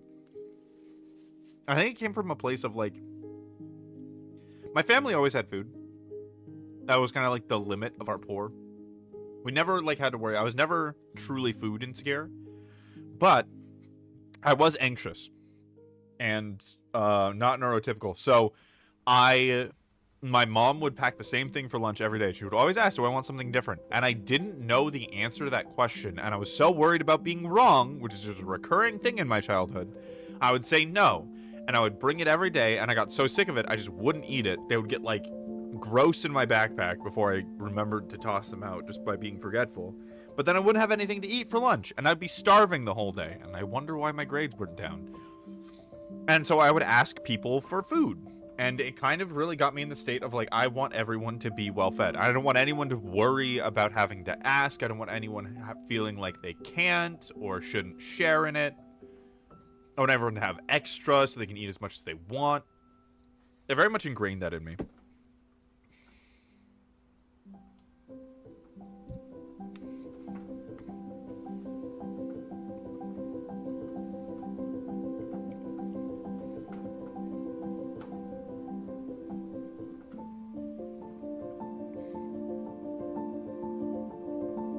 Friend of mine is gonna mail me his extra copy of Something Unleashed at some point. Ooh, hell yeah. That's me too, not gonna lie. Right? Yeah, it's like there's something so wholesome about like making sure everyone's bellies are full. And just communicating to them, you are taken care of and I care about you.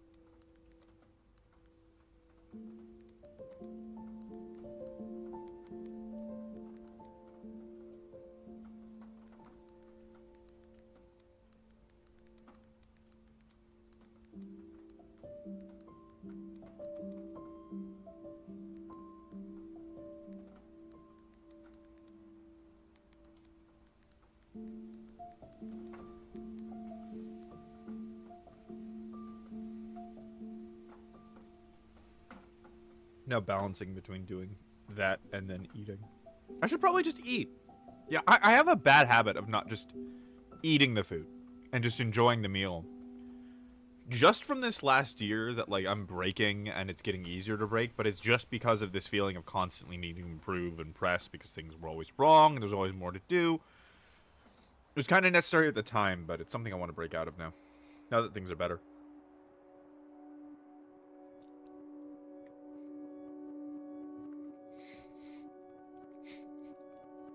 I'm eating, don't worry. I'm taking bites.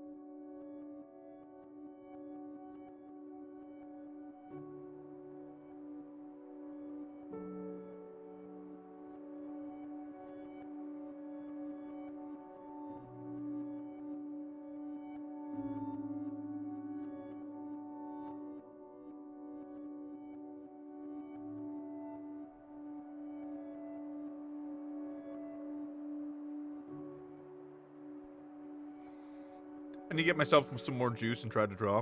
I want to play more Toontown, but the stuff I need to do requires more people. Poke Ven.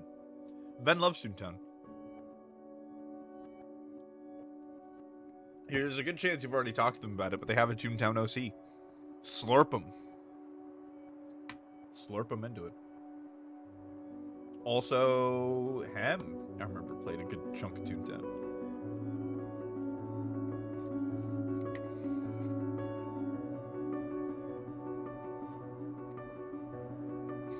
I've drawn their Toontown OC before. Hell yeah.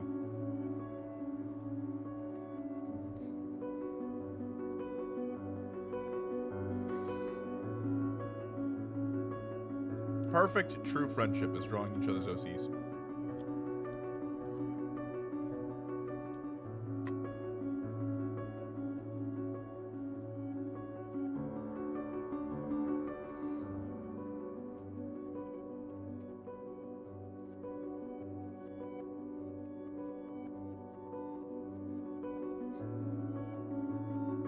I mean, like I need 4 people, and I doesn't get home till hopefully around 9. Yeah, that's the vibe. That really is a fucking thing. I remember Ven and I's biggest woes have always come from me being gone at work. Especially when I'm gone late. It's just such a thing to have your partner at home. It's such a hard thing to do, it seems.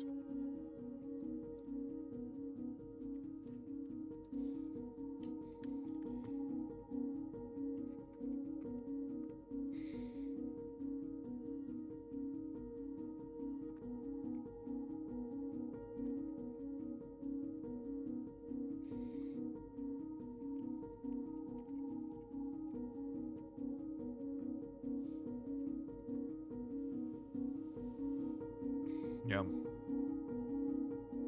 When we first moved here, I was working, well, first time I was working like 7 to 7, basically.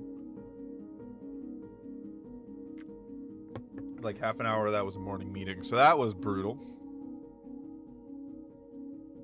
It was like 12 and a half hours of not being able to do whatever I wanted to do. But then it was 3 to 11. So, swing shifts into the night. Not the worst. Still not good, though. Now I work 11 to 7, and it's fucking perfect. Because now I can hop on with you guys at, like, peak time when everybody's home and hanging out. And it's good shit. That was one of the, like, very important things that happened before all of the other things. Is that I changed my shift at work, and me being able to be home for the night around Ven just changed everything for both of us. For the better. I was able to go to the grocery store before work, and as I'm coming home, which is huge, because the grocery store closes at 10:30 here.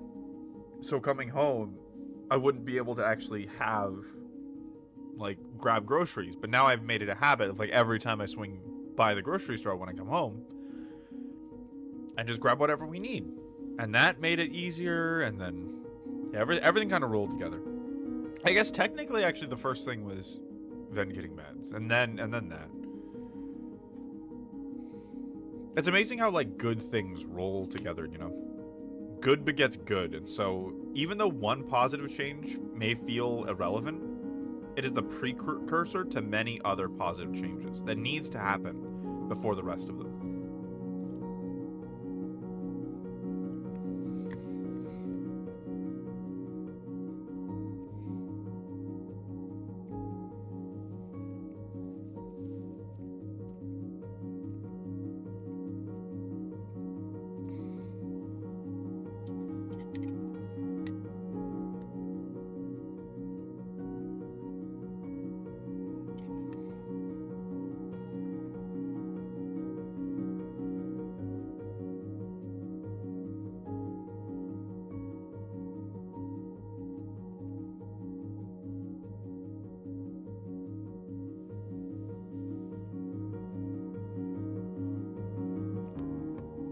Just the fact that I have time to stream is like a huge positive thing.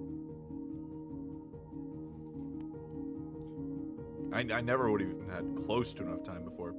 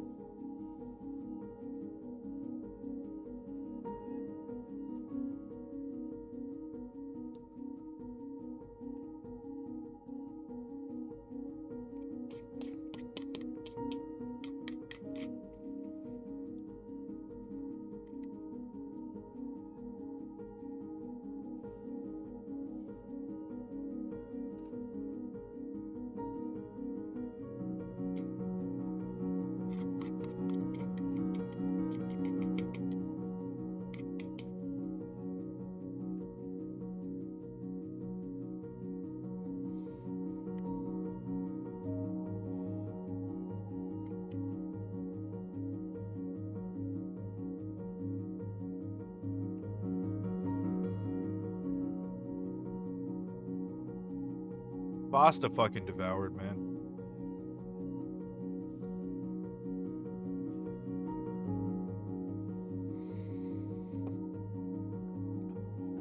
So good.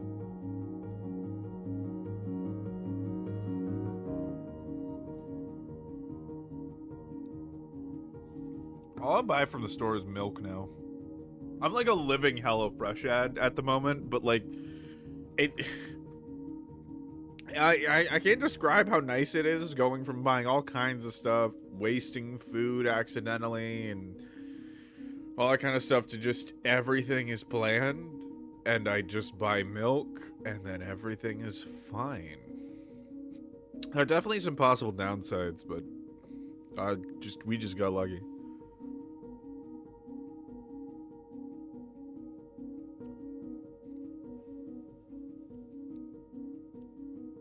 It's just sometimes your partner has an idea and it's so fucking good it changes your life.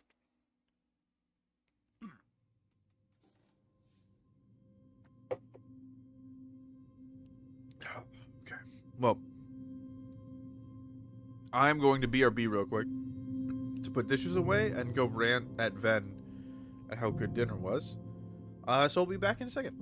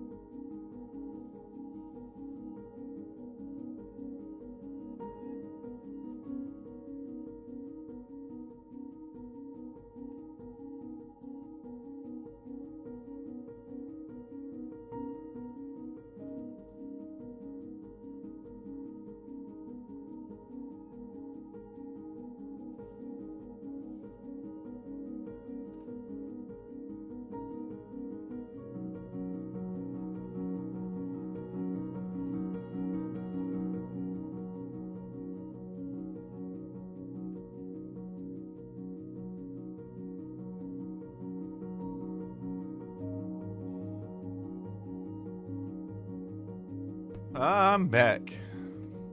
God, I was muted. There was a lot of sounds that nobody heard.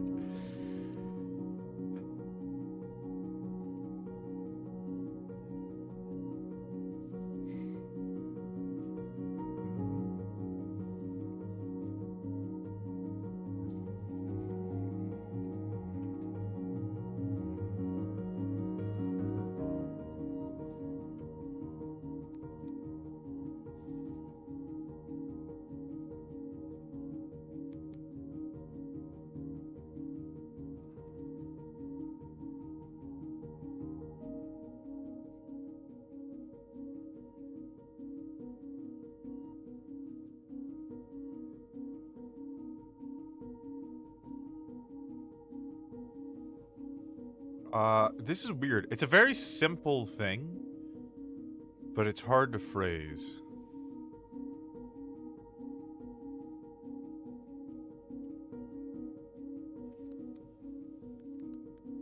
Status effect.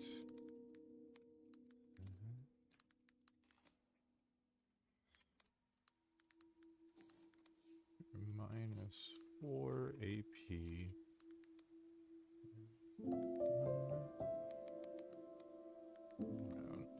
Oh, that sounds fine.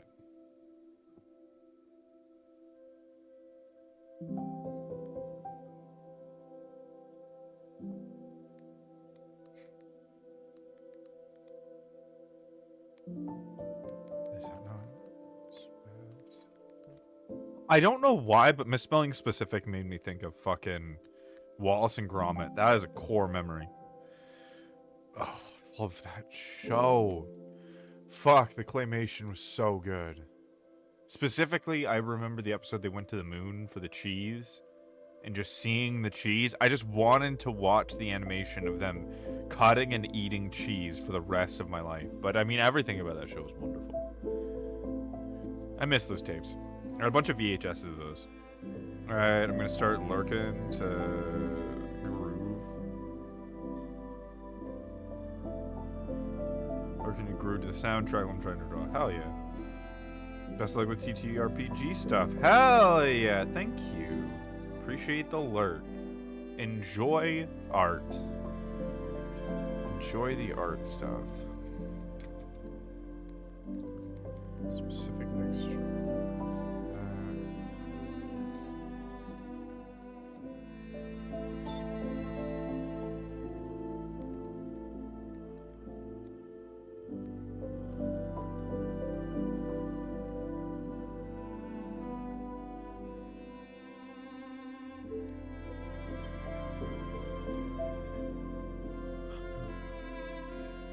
Working on this game makes me think. I think that's one of the reasons I like streaming it, is that, like, if I was doing this normally, I'd take a pause to think, and it would be like I'm not doing anything, and then I would feel like I have to be forced, thrust, shoved, jousted into something else, and so I'd be switching tabs, and I wouldn't really get anything done. But here, I'm doing a thing, and so I get to just kind of sit with you guys in contemplation and actually work on the game I love so much, while also advertising the game that I love so much.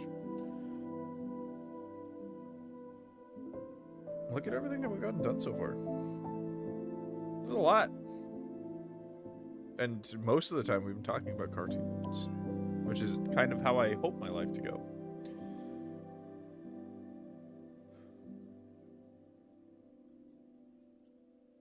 Man.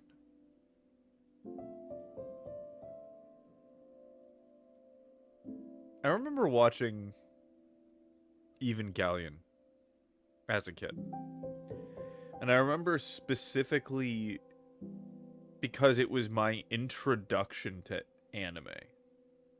Which is a wild fucking show to introduce yourself to anime.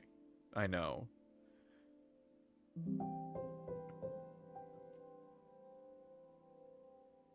I am pretty sure. Yeah. So, here's the funny thing. I had watched other shows, One Piece, Naruto, and stuff that come when they came up on 4Kids. But, like, as far as watching it myself, Bleach was the first show I ever watched. but Evangelion was the first show I ever looked for. Because Bleach was... A friend recommended watching Bleach, but Evangelion was the first time I took my step into the wider world of anime and actually started getting into what anime could do. And that story hit me in so many ways I didn't expect. It's one of the things that anime does so well, is that because you can do anything with animation, you can tell any story. A story that can produce any emotions, that can talk about any subject. It's why it gets to be so weird. You get to have moments that are so strange and beautiful that you'd never be able to have otherwise. That makes sense in the context of the anime, but not anywhere else. I think that's why anime shows get to be so weird. Because Evangelion, the themes they came up with and the things they talked about and the way it felt could not have been any different. If like it couldn't, nothing could have been any different to get that effect. It had to be giant robots. It had to be them cabled to the fucking ground against unknown aliens, and it's just ripping apart their bodies. It's so much, but it's so good. That reminded me, so Anime NYC happened over the weekend, right? Okay. I like where this is going. Continue.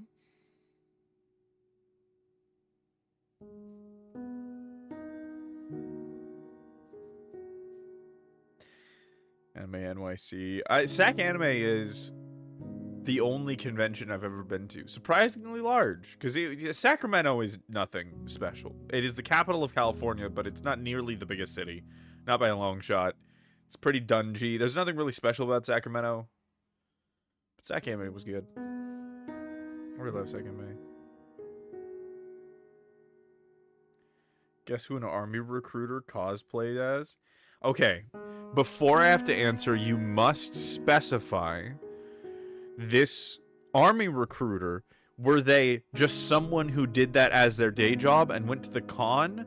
Or were they there recruiting for the army in cosplay? Because I'm going to have two very different answers depending on which scenario it is. I hope to God they were trying to recruit people at an anime convention. Oh, that's so fucked up. Oh, it's so fucked up in like so many ways. And like, why? Why are you trying to invade this? Wow. Nobody asked the army to be here. They were there recruiting at the con. Yeah. Hell yeah, they were. God, that's the most American military thing I've ever heard of. Showing up uninvited to a community's little event. I mean, Anime New York City's fucking huge, but you get what I'm saying, right? Like, just fucking go away. Nobody asked. Nobody fucking asked. Okay, so if they're recruiting, what do they cosplay as? Something probably fucking wild. A Sailor Moon comes to mind. Something like that. No, they have a whole desk and everything. Hold on, are you saying they were like in the con? Because when you're saying at the con, you mean they had a booth? Like among all the posters of Bowsette Titty? Among the seas of sweaty people heading for the 18+ tent? Yes, they were a part of it, dude. Dude, the U.S. military is my favorite anime, man. I love that show. The United States Army, it has such a good plot line, man. Oh, the animation style is so realistic. I really felt like I got shot and paralyzed from the waist down. Okay. Fuck. Okay, so final answer, Madoka Magica. Does that change your answer? No, not really. So, like some magical girl anime is my thought, based on your reaction. But I'm really not sure. Misato? That sounds so familiar.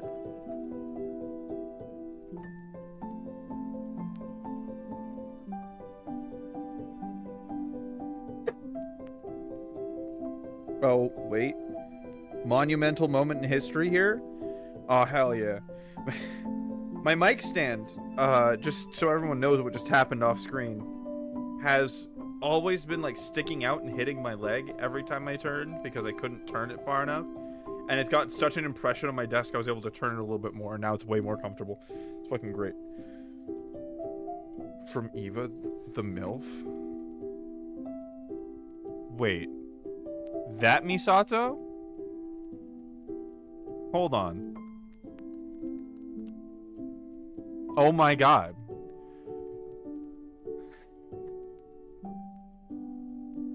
Oh my god. Why would you use that anime, dude? Oh, I get that it has the military in it, but they are put in the worst light as abusive, inhuman machines. Oh, God. That's so fucking funny. Fucking luring people in with Misato's powerful MILF vibes. Because that's really what they are, is that they're powerful MILF vibes.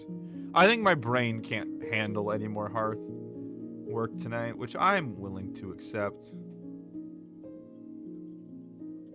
I'm willing to accept that. I don't think I'm ready to stop streaming, though. So, being that we're in this mood, I'm probably just going to keep doing Power Washer Simp, to be perfectly honest. I'm going to keep the music going, because I'm having a good time.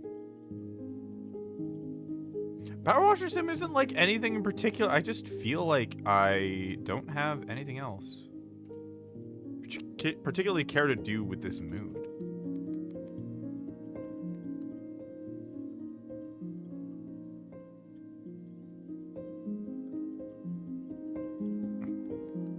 I can't believe they used Misato.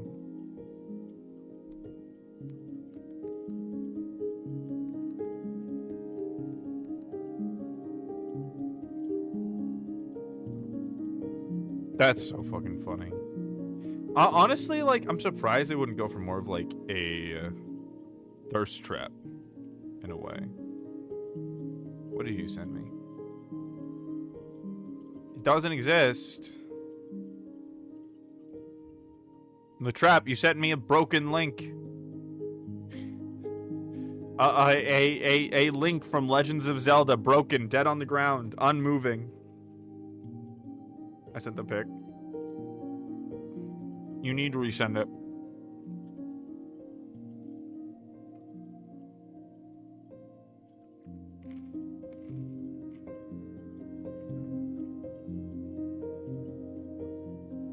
Let me know when you've resent it. Oh, there it is. Oh my god. Wow. That's actually like good cosplay too.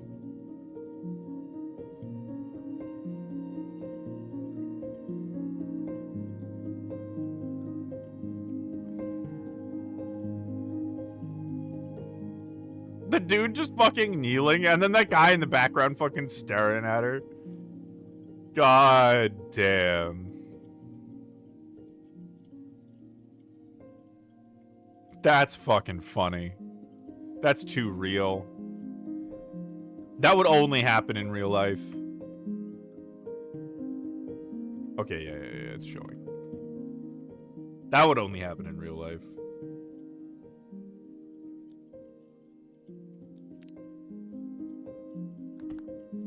That would only ever happen in real life. God damn. Misato's hot, I'm gonna be honest. There is a level of realism that characters need for me to really feel like they're hot. So, like, fucking Nami from One Piece, right? Classic hot.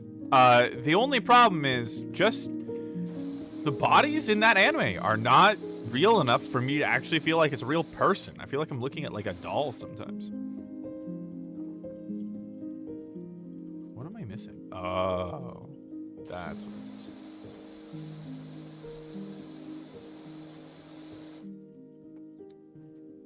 I should start from the up. The up's gonna be a pain. But yeah, Misatu's hot. I'm trying to think of like other shows from that era. I mean, everyone in Cowboy Bebop is hot. It was like a requirement to be a part of that show to be fucking hot. I don't know why or who decided that, but I'm glad that they did. I've heard a lot of people talk about like nostalgia of that era and how like the animation was just too good, like too expensive to justify. And I get that. I think ultimately I would rather have a bunch of anime that are like good enough and then occasionally have shows that are meant to be beautiful. Because really, there are so many plot lines that you're just never going to see if you have those kinds of standards. If you need everything to be absolutely gorgeous, if you really want that exact style, absolute best it can be. It's kind of like asking indie games to only have like top of the line graphics, right? They're not going to get made, right? They're not going to get made, and you're going to miss out on a bunch of really cool games because of that attitude. And I feel the same way with anime. Like I was kind of talking about before, I think it's the breadth of possibilities in anime that really make it a powerful medium for storytelling.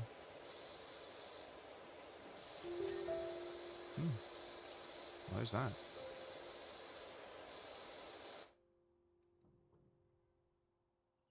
That is a different piece. They do a really good job separating all the pieces in this game.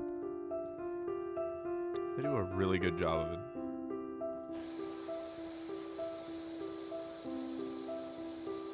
Man.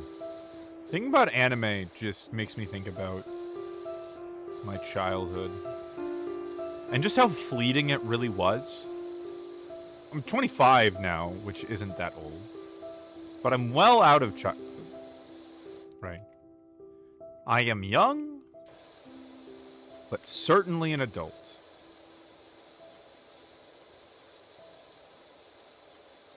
And I think one of the reasons why childhood lasts so long and yet is so fleeting is because there's so many different distinct parts of it. You know, it doesn't all come at once. And so each and every part is just so fleeting. And so you'll only have a show or like watching TV in general or like specific friend groups for a small amount of time. And it just reminds you that it's so fleeting. In kind of a beautiful way, I'm going to be honest. I don't think I would change it for anything. I don't think I would change that aspect of growing up. It makes it a lot more special, and it kind of makes the mistakes you've made in childhood, assuming nobody got seriously injured and that you have repented if they ever did, assuming you give a shit, you kind of just get to let go, you know? It was, and it's not coming back, and you never really had time to worry about it too much. We may regret doing some things or not doing some things, but otherwise, it is gone, and it gets to stay gone, you know? Life is for the living, and such.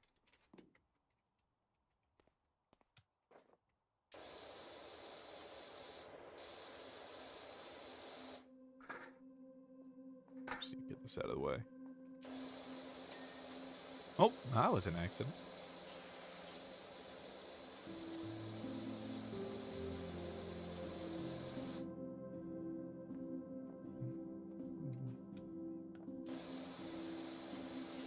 Life is for the living.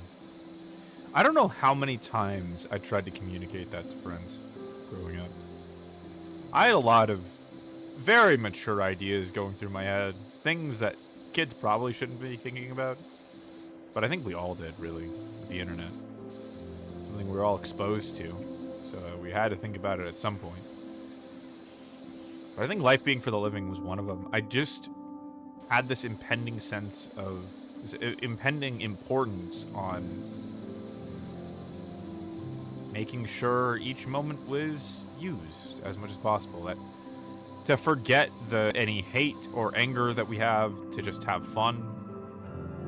All of that has always been super important to me. And that's One of the reasons I'm fucking here is because I know having fun and just playing some dumb video games for a while and having good conversations, for me, that's the fucking point. You know? And that's one of my favorite ways to communicate with people is like, yeah, do what you like to do with your time. Enjoy it. Whatever that is. Don't let anyone else make you feel bad for it. If you find it important, then it is important. I'm never gonna stop telling people that. I don't think in a million years.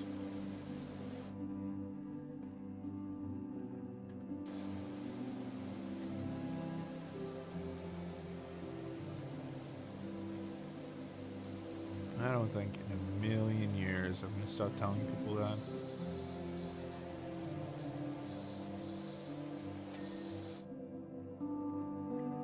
I didn't do the top side of that thing at all.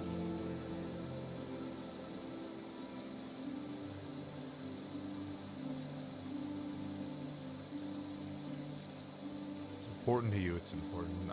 There are so many times where people will be like, oh, I have this thing I really love, but it's not that important. You don't need to think about it. Or, you know, it doesn't matter. No, it does matter. You know? It causes people so much distress that what matters to them doesn't matter to other people. And I hope in some ways I'm able to alleviate that, because that's a bullshit that we should not be dealing with on top of... That I don't think people should have to deal with on top of all the other bullshits that go on in regular life. In us commoners' lives. Irish came out there for a second. It's one of the things that, like, understandably makes people the most mad. It's people who, like, clearly have never experienced suffering talking to people as if they had. Because there's just so much you don't get. If you've never been through it. If you don't actually have real problems. Because, like, something that the book... That I love this book, by the way. The Subtle Art of Not Giving a Fuck talks about. Is that there are a certain amount of fucks you just will give. It's the way the human brain is wired. And if you don't give a fuck about anything, it's going to come out in weird ways. Like, the example in the book was an 80-year-old woman screaming at the top of her lungs about coupons. A coupon that should be applied when the cashier said that it wasn't valid. Because she had nothing else to give a fuck about. And so, like, rich people and people that have never suffered have nothing else to give a fuck about. So they give a fuck about all the weirdest, most wrong things. And it just... It feels invalidating to all the things we care about and all the things wrong in our lives, as if they don't matter. Because it doesn't matter to them. They don't have to deal with that shit. They've never had to deal with that shit, and they won't. Ever, probably. You know, wealth begets wealth. Is that how Koreans are born?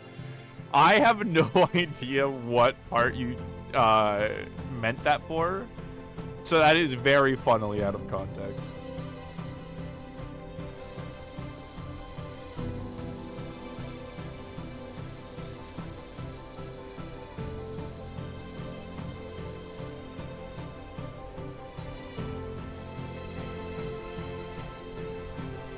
It's so good to be asked to clean every little nook and cranny in this game.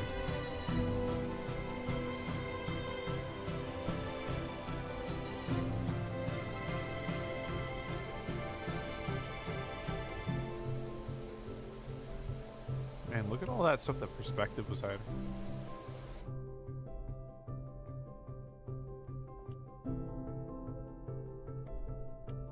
Karens! Where did you get Koreans? From the letters. There's a K, A, R, N, and an S. So that's close enough to Koreans for my mind. I'm simply built different. I am simply that bad at spelling. Get on my level. Actually, no, don't get on my level. It's bad down here. Stay on your level. Move up if you can. If you possibly can manage. Move up. Get out of here. Don't let them catch you.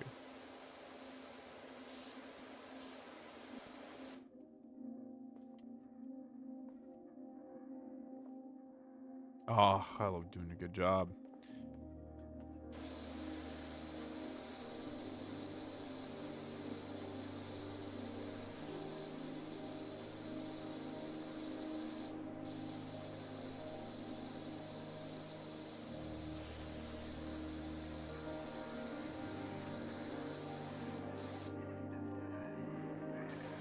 Lower inside is the last thing I do.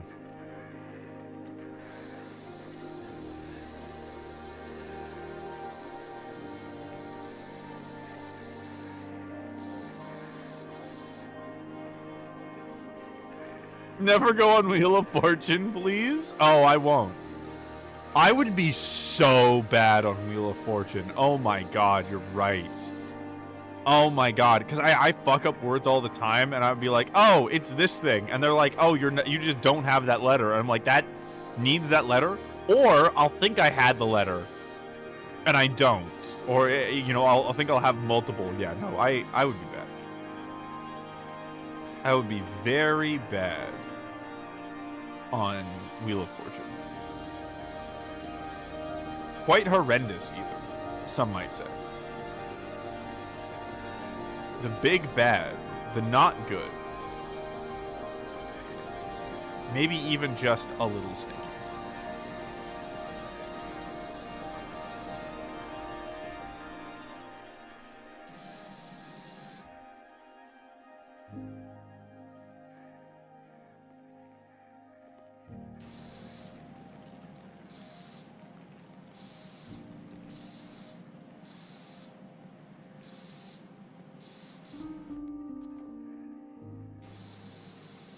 Oh, yeah, there we go.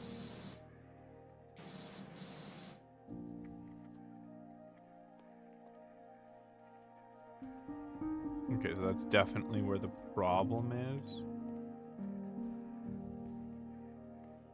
There we go.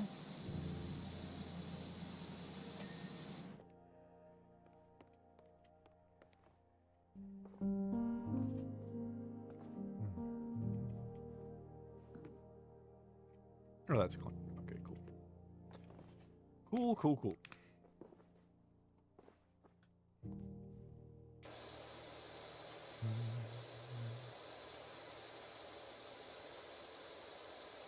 I remember I used to think a lot about which show I would want to go to, like game show wise, how I would do it, what I would do.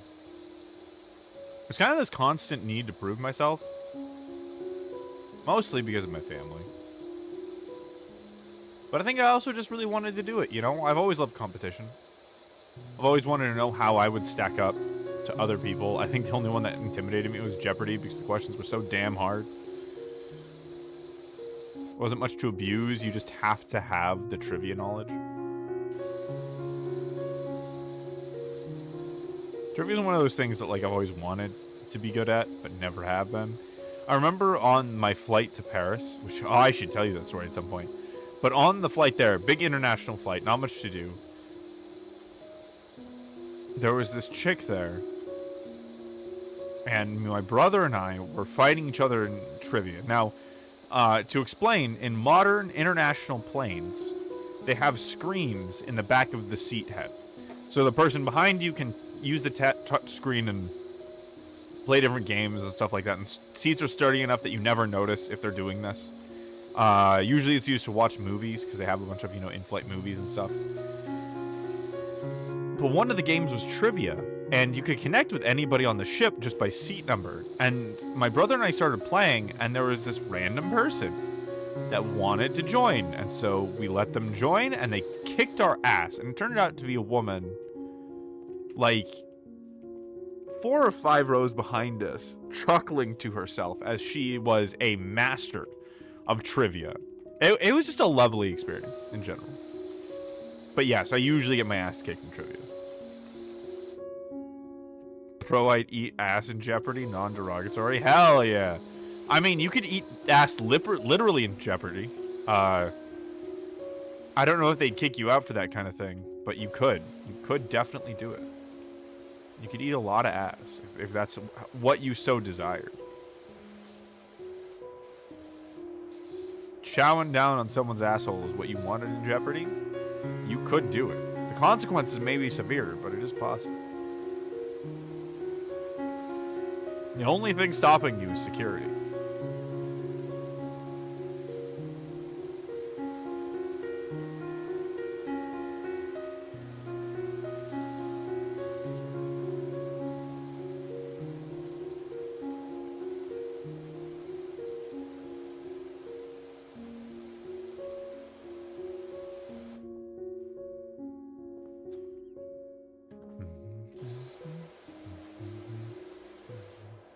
I'm also learning, like, in streaming, how to tell when I am tired, I need to stop, versus I am tired and I'm just tired.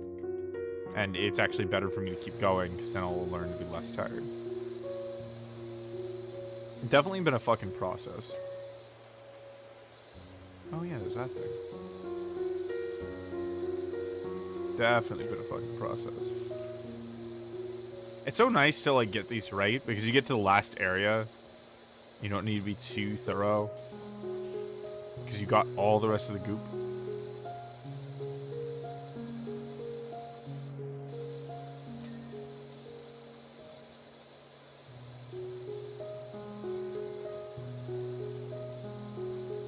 I'm definitely at a point needing to go to bed soon, which is funny, because, like, theoretically I should be fine. I went to bed early last night. I just think, in general, there's too much eep in my bones. Gotta release the eep at some point.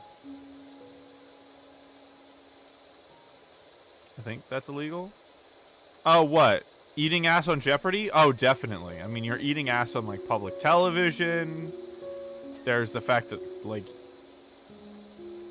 you're assumably going to be marked as trespassing and, like, so many other things. It's super illegal. Just because something's illegal doesn't mean you can't do it. It'll just have shitty consequences. That's the moral of the story.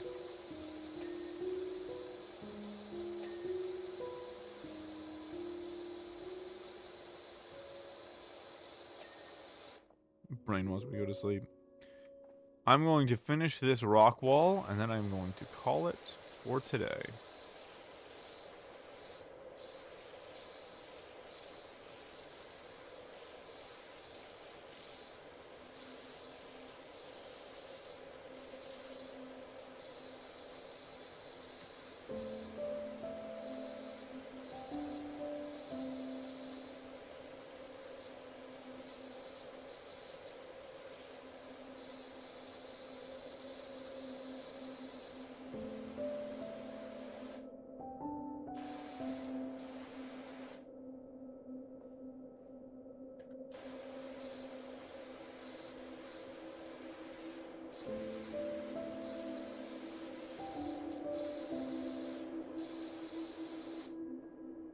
I'm falling asleep so hard. Holy shit. The last, like, I don't know however long I was silent, I was just sitting here focusing on trying to get the slide done and not talking, which is definitely not a good thing, but I'm, like, so close to being done with the slide. This is kind of really nice, actually. Look at that. There we go. Once this, if I get caught.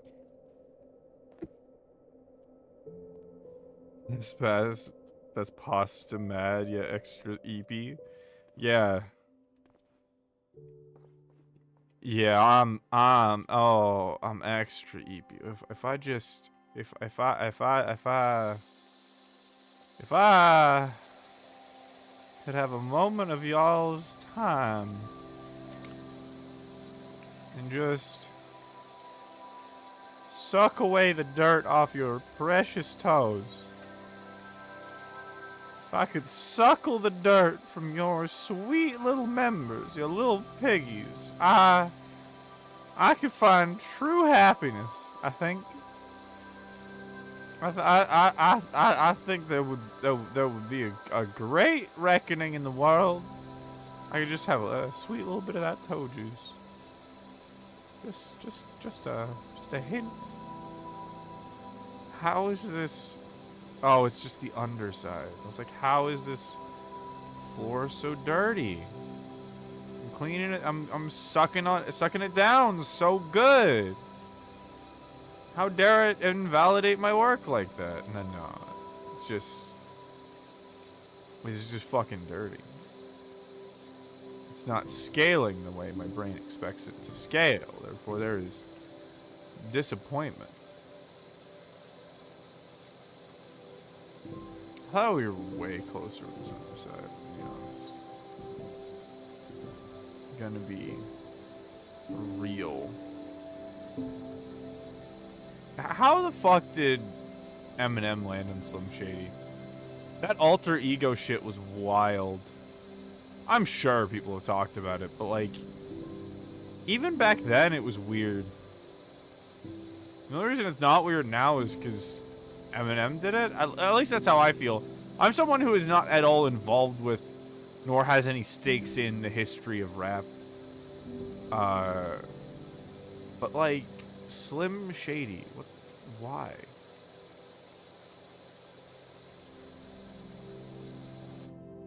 Why?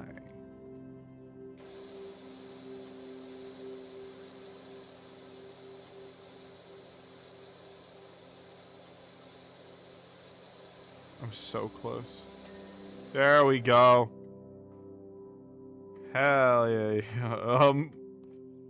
It was fun, but I gotta go. Wow, you take first and leave. Welcome home, Oliver.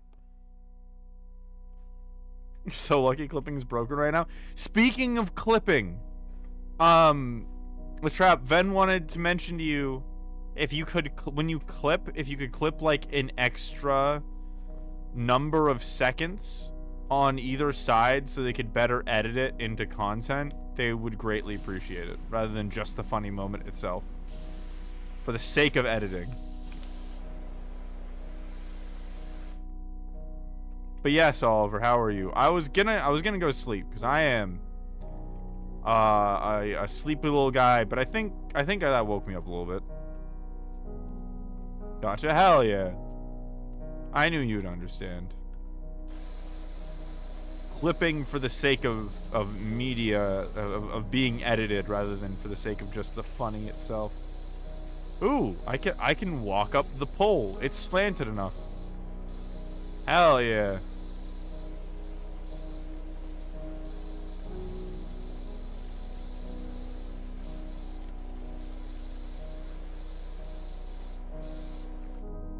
Hell yeah, there we go. I love walkable poles. They're pretty fucking great.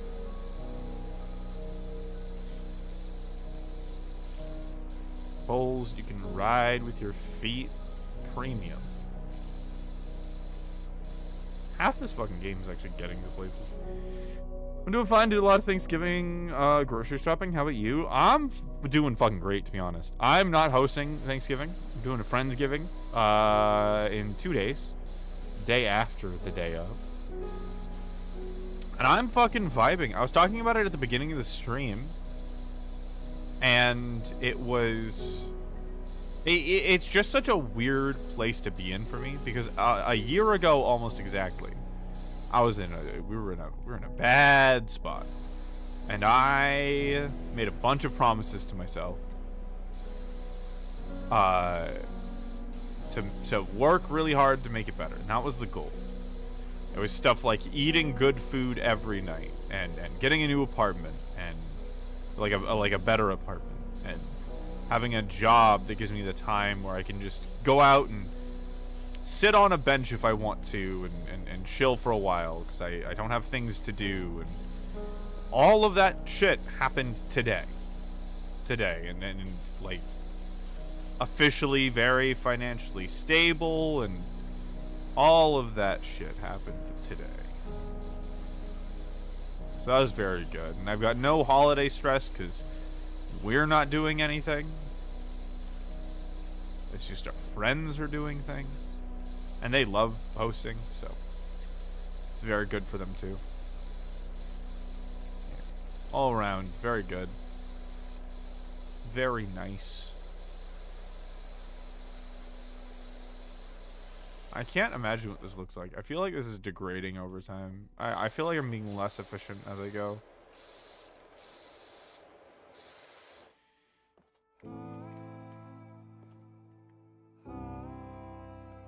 Yeah, before you left, I modded 5 other VTubers, so I'm familiar with that stuff. Yeah, fuck yeah. I remember you talking about that.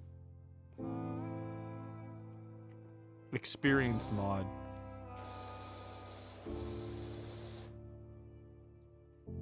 I'm glad they all fell off the face of the earth so that I got you instead. Stolen away. Sniped. I'm here to steal mods, and I think that's it. I think that's my only purpose. Let me fucking ride the pole, damn you. Oh, god damn it. Why is it so? Is it because it's clean? Is it because it's fucking clean now? Is that why I don't get to ride the pole? I did this so tired. Okay. There we go. Well, one got arrested.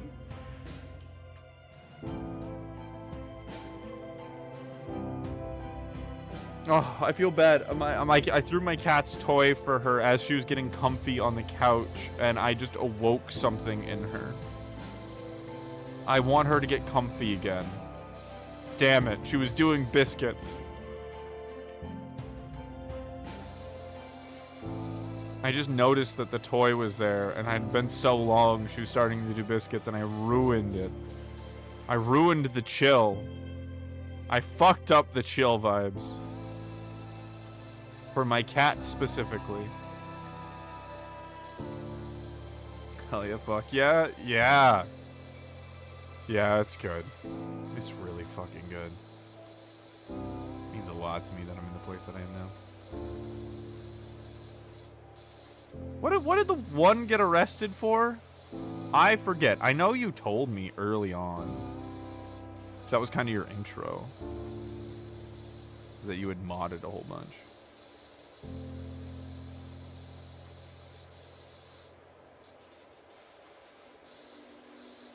And then you quickly realized you could get all the perks of mod without actually having to do any of the work.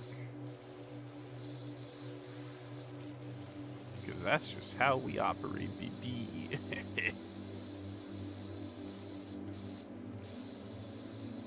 I think I did. He was grooming mods. Well, damn. Well, that's some shit. That is the least fun answer. You know, like, I'm gonna be honest. You told me a VTuber got arrested. My first assumption was that it was grooming. But I asked anyways in the hopes it was something like, you know, selling drugs, drunk and disorderly in public, you know? But it's always fucking grooming, isn't it? That's what it always is. It's the fucking this VTuber got arrested starter pack.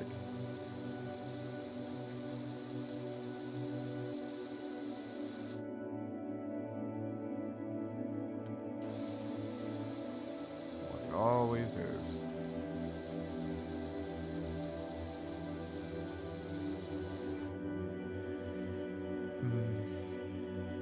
There was also some embezzlement. Jesus. How big was this VTuber? Was it embezzling from, like... I mean, it couldn't have been embezzling from the channel. That's his money anyways. So I assume... I mean, unless it was a corpo VTuber, in which case I feel like I would have heard about it. I feel like Ven would have mentioned it, but, I assume it was, like, from the day job.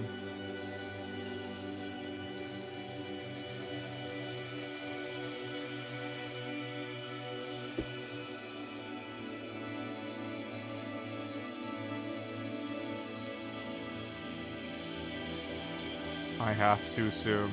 The other than streaming income.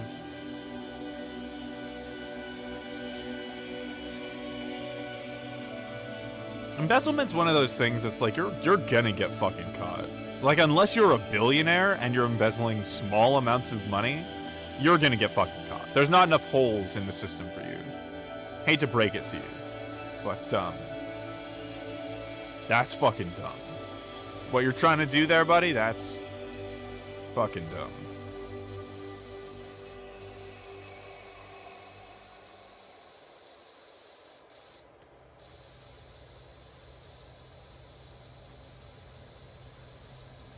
People get arrested for tax fraud and embezzlement so often. It's always because they're being dumb and greedy.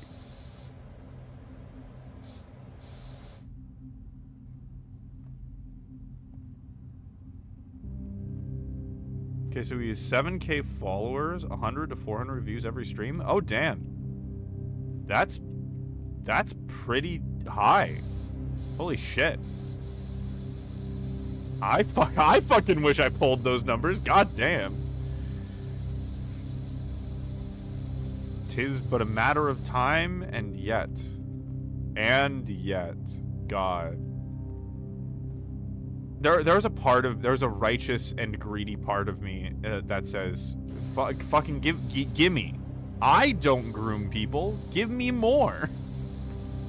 And it's such a weird thing, because just because you're good doesn't mean you're gonna get something extra, and just because you're bad doesn't mean you're gonna get punished. But it's so well ingrained in my head that my head always goes there every time.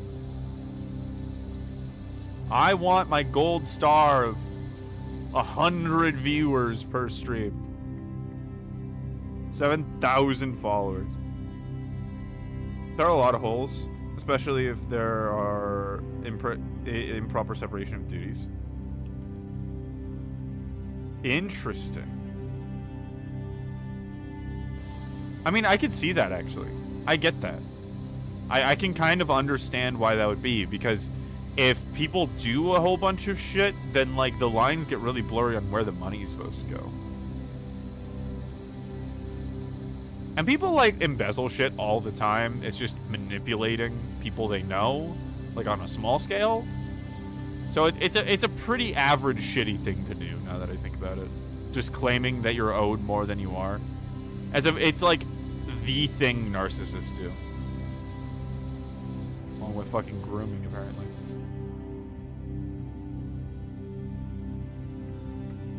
Embezzlement was because he was helping someone else set up merch. Oh, for their channel. Oh, that's so shitty. Damn.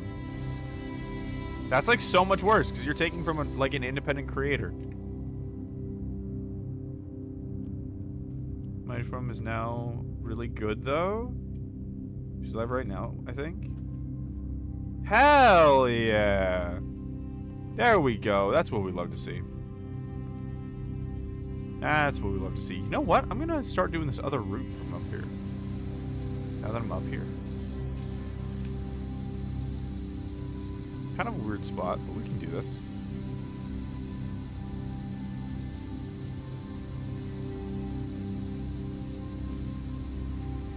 We can make this work. That's so good. I'm glad. It's really good to see people recover and then outperform the people that were shitty to them.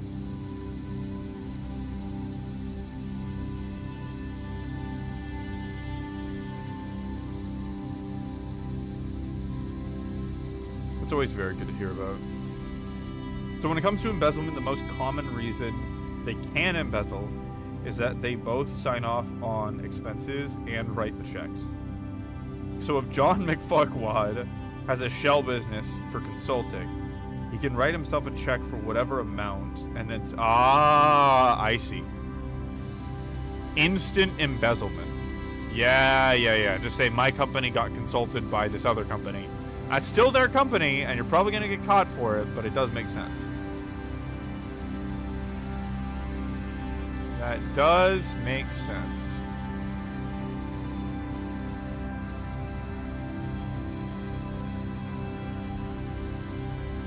I feel like there definitely had to have been a time where embezzling was just straight up fucking legal. That was the only bad story though. No one stopped VTubing to make webcomics? Ooh, what webcomic? I have to ask. I read too many webcomics to not ask. I love webcomics now. Webcomics were a media that like I didn't understand why people would consume webcomics, and now that I do, I'm like, praise be to webcomics. Webcomics kick ass, man. There's so many cool things that you can do in the medium that like don't work in others, and they also have very interesting restrictions too.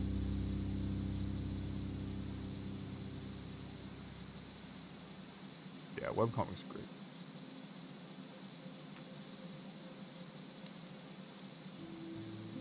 If you ever get audited, they connect the dots, you're fucked. You can cover your tracks pretty well. Yeah. Like, if anyone ever goes looking, you're fucked. But, like, until that point, no one's gonna know. Someone has to actively come forward and connect the dots. Yeah.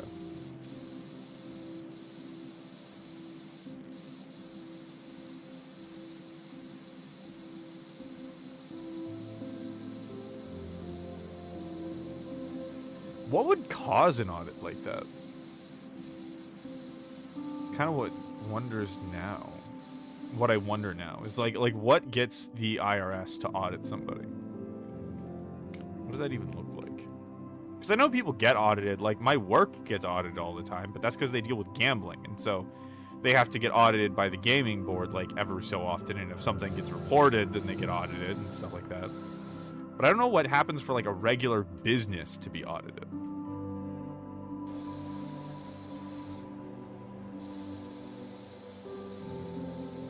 No, actually, for privacy, she didn't want to say anything too specific.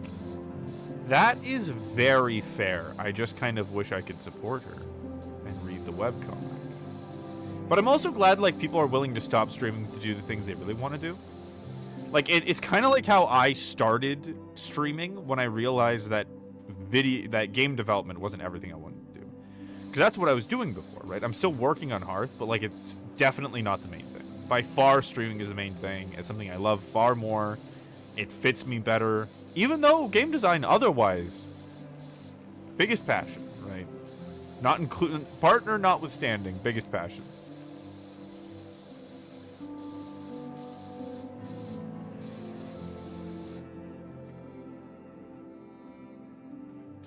But yeah, knowing that people are willing to do that is really good. Really good. Much one of the classes I'm taking this semester is explicitly on fraud and forensics. That sounds like a sick-ass class, I'm gonna be honest. That class sounds sick as fuck. That's like man boots. What the fuck happened? Audits aren't done only by the IRS. It's done by practically all major accounting firms. And all publicly traded companies are required to be audited every couple of years. Ah, I see. So there are windows. But if you're not big enough or diligent enough, it's pretty hard to slip through indefinitely.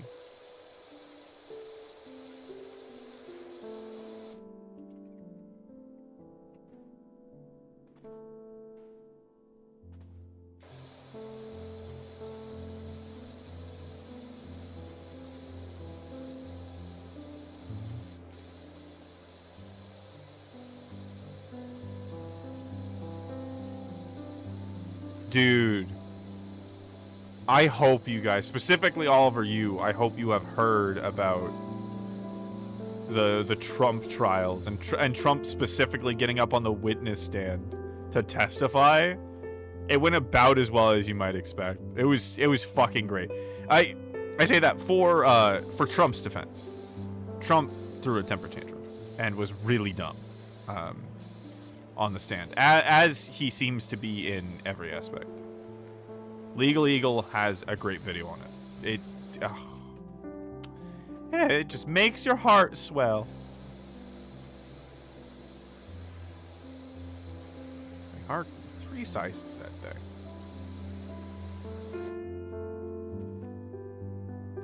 It's so funny seeing all this shit come up about Trump, because like everyone who had their eyes open understood that the man was awful, and now everyone is being forced to realize that if they are not part of the dogmatic cult of Trump. My parents almost were.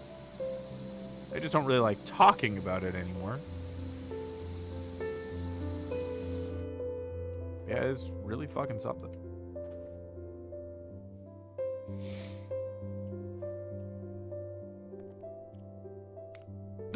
Heart swell, shivers. I apologize for bringing up the trauma inadvertently. Pretty neat when it's not dry as hell talking about Sarbon's Oxley Act of 2002. Okay, I see your point. I concede your point. That does sound dry as hell. Accounting. There's a couple cool things.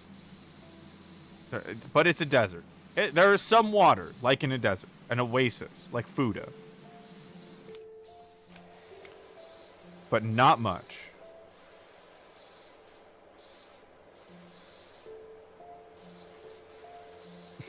Fuda is an oasis for young accountants is a sentence I am never going to let go of, and nobody can make me drop it. I am like a dog, incessant with a toy. That is still one of my favorite conversations I've ever had. The Fuda conversation. The world is full of little treats. Little surprises and delights.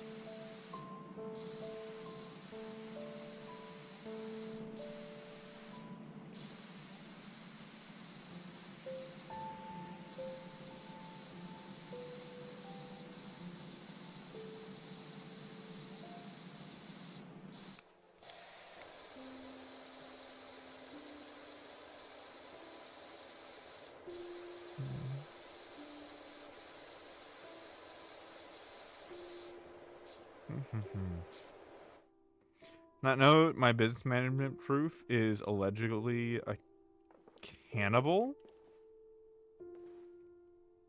Your business management professor is allegedly a cannibal. You can't just drop that your business professor is a cannibal and leave it at that. You have to explain. You cannot just drop that. Holy shit. What is this something that they said? Is it like a cool story, bro, kind of thing? Is this like the police allege? Is it a campus rumor? That's wild. I don't know how I'd feel about having a professor like. As long as I didn't have to be around him at night, I think I would be intrigued. Allegedly a cannibal. New York's on a different level, guys. New York's got fucking way more than just rats. Damn.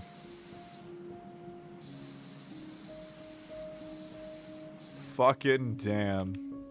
Damn goddamn.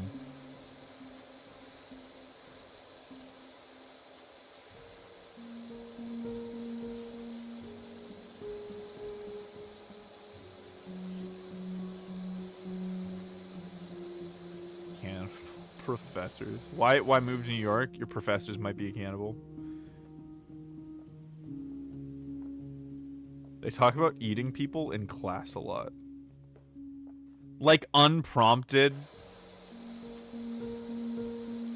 Like is it joking? Is it like they make too many jokes about it? Is it they just talk about like the science of it? Because like even just joking about it too much is kind of a thing, but like are they going into detail?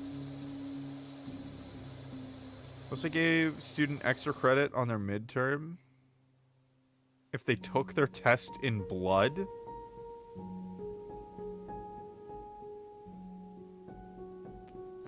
What? I read these things and it takes so long for it to like fully enter my brain. So you're saying that like he offered students as an incentive to take their test in blood extra credit.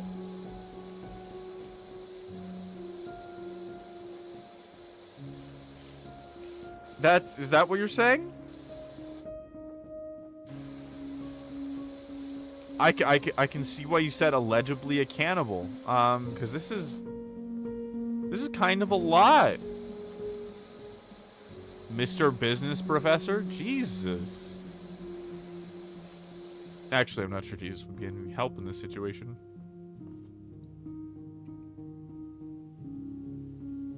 Yes, with sterilized. Whoa, wait. He offered the equipment? Like, in class? What the fuck? What? That has to be illegal. That's offering your students extra credit for doing themselves bodily harm onto a paper that he's then going to receive is the most fucked up thing I think I have ever heard of a professor doing. What? Look at that man's freezer. Seriously, though. Like, I think at that point, the police should be contacted. I think that is reasonable doubt for a search and seizure. I think the Fourth Amendment has been lifted here. I think those restraints are gone. I think that's what the reasonable doubt part is fucking for. Jesus. No, he's cool though. He gave us cookies. The trap. That's what shitty people do. That's why they get away with being shitty. He's gonna invite somebody to his house and they're never gonna get seen again. And he's gonna say they got in a car with their ex and left and nobody's seen them since. And he's going to eat them. Is there any other context for him offering for people to fucking write their test in blood? Anything?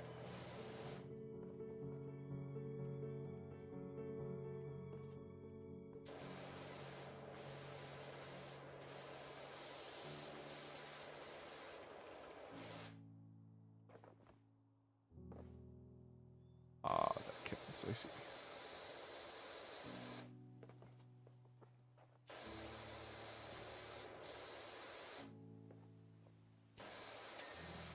There we go. Oh, wow. This place is really shaping up. You know what? I'm gonna go from the side, actually. Damn. Also was in the military. That means absolutely nothing to me. In fact, that actually makes me much more sus of somebody. If somebody was previously in the military, I immediately have less trust of that person. I have never met somebody that is more reliable because they were in the military. I have met reliable people that were in the military. Sure, there are good people, but they were always good people before they went into the military. I've never seen it make somebody, like, maybe a little bit more hardened, responsible in some way, but usually it's in, like, a bad way where it's more of, like, a trauma response that they're organized rather than, like, any good thing. I don't know. I trust somebody less if they have military service under their belt.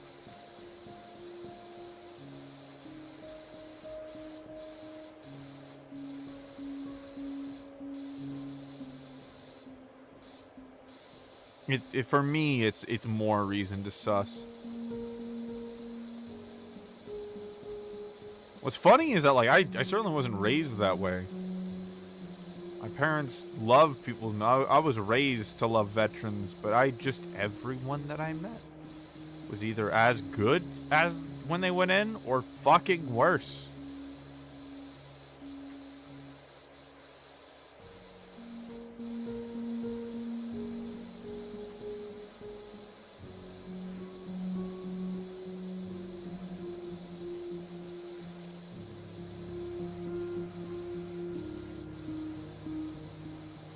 I'm just glad that this guy is not inviting you to your house, and you are not saying yes, because you're not saying yes anymore. You are too valuable to this community to get eaten alive by a cannibal college professor. You don't be the body at the beginning of a Dexter episode. Don't do that. If your college professor seems like a Dexter villain, that's a problem. And that guy certainly could be classified as a villain from Dexter. That's a problem. No good or sane human could be a villain on Dexter. Because, like, even, like, Lindy wasn't a villain. Lindy was just a dude doing his job. He was never portrayed as a villain.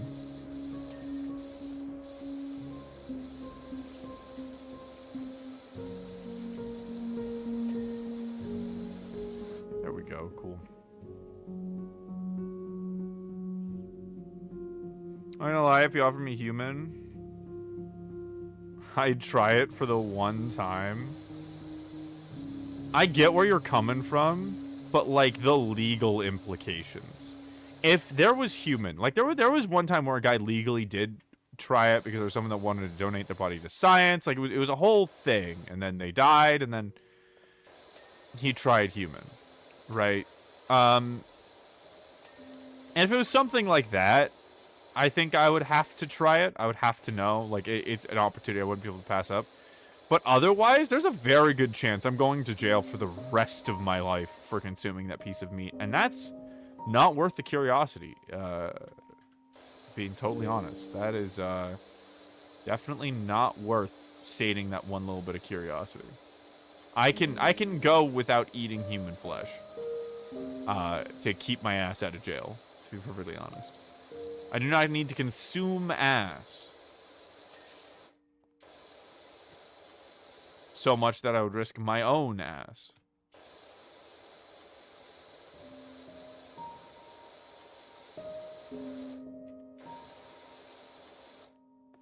Did I get this? No, I didn't.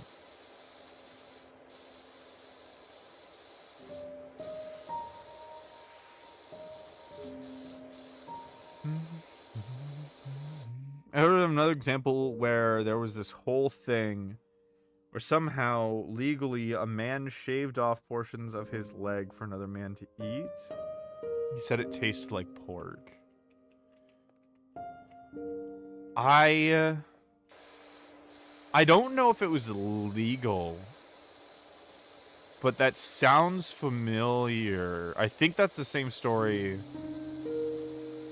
Same as the story I heard, where it was two guys doing it for basically a sex thing. Like, they met an online forum, and they thought it was really hot to be eaten. And he wanted to die getting eaten by this other person.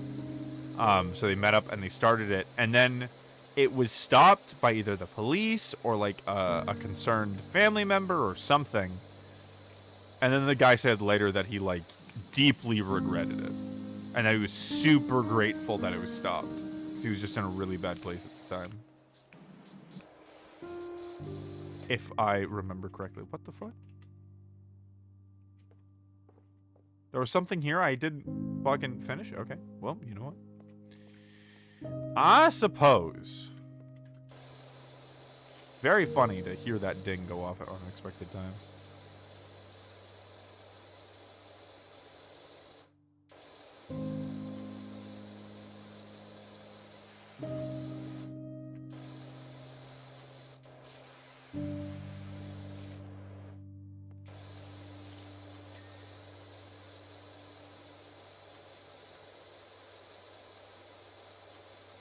It's also very nice to know that you did a really good job spraying something down. Because it ends up being that there's a ton of dirt left and it just dings away. Which I gotta say is definitely one of the most well-designed pieces of this game. It takes away the stress of you having to find every little tiny thing. You just get close enough and then it cleans it perfectly. It's like, ah. Yes, wonderful. I'll fucking take it. I've been saved. Like that.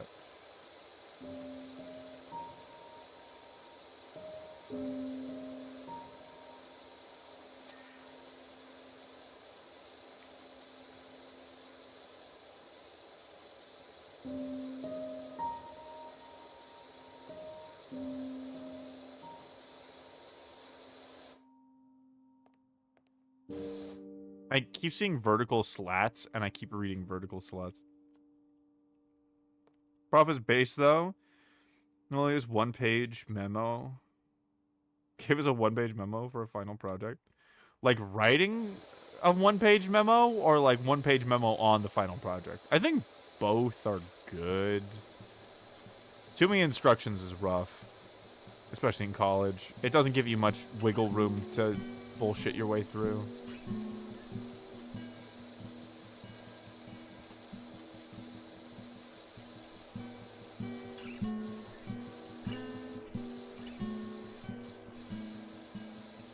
Ooh, all that dirt.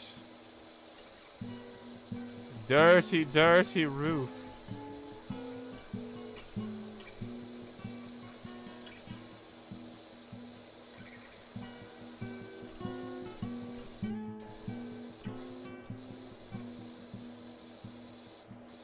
So it's places like this.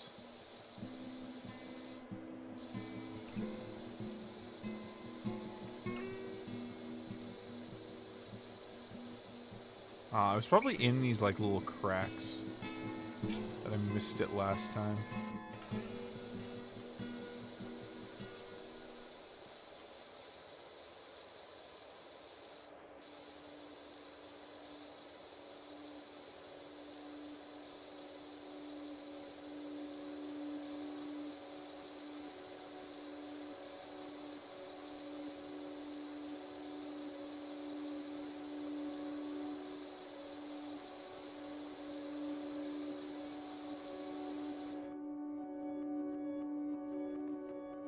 So close. There we go. Perfect. Writing it as the project? Dude. Okay, you know what? As much as that guy totally is a cannibal, he's kind of based. He's kind of based, though. Like, it's a give and take, right? You go to the class, and you just are careful not to get eaten by the professor, and it's an easy A. It's a load off. Stress reduction. Does the professor using it as a hunting tactic? Probably. Does it matter? Not for us, because we're not gonna die that way. We have a plan. We're not gonna perish like that. We're gonna have a good time. I'm gonna be honest, I was super sleepy before. I think I'm kind of okay now. I think it was probably nerves. I'm kind of realizing that, like, nerves add a lot to the sleepy factor. Just, I don't know. Just makes me feel like I'm gonna pass out. It's probably something I should really think about. Oh, perfect. Beautiful. Look at all that. Clean as fuck, my guy. Clean as fuck is a bad phrase. Clean as rolling in the mud. But actually clean though. I do mean it's actually clean. It's actually very clean.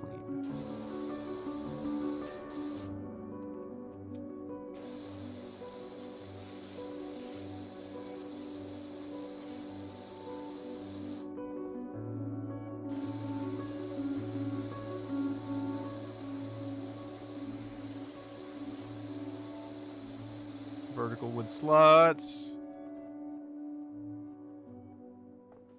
He calls me out whenever I use my phone in class, though. Say that anyone that uses their phone in class has a porn addiction. I see. That's a little weird, but it's much more understandable coming from a college professor. I'm still very sus of this guy, just so you know.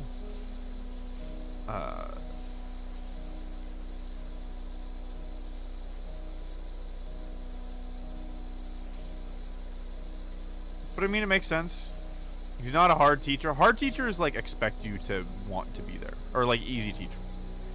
Right? If they make the class easy, usually the counterpoint is pay attention in class, or at the very least, do not distract other people. It's usually kind of how they operate. It's the yin and yang, which is fine with me, because I'm always like that anyways.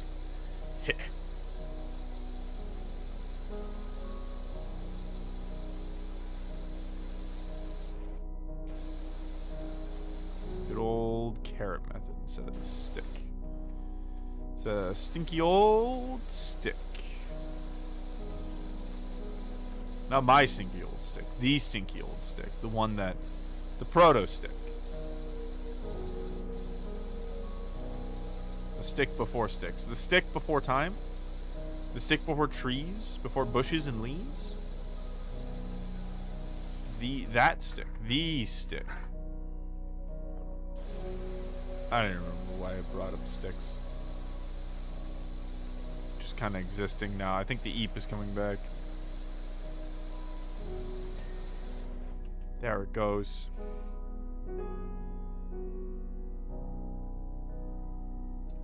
They took his taser away last year. I, especially knowing what I do of the man, am so glad that they did that. That was such a... In fact, why did they let him have a taser in the first place? I would hope that they didn't, and he just did it anyways, but I cannot know.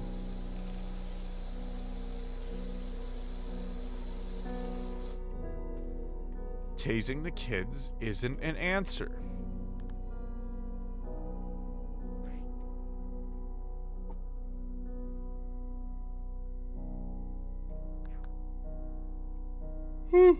Okay.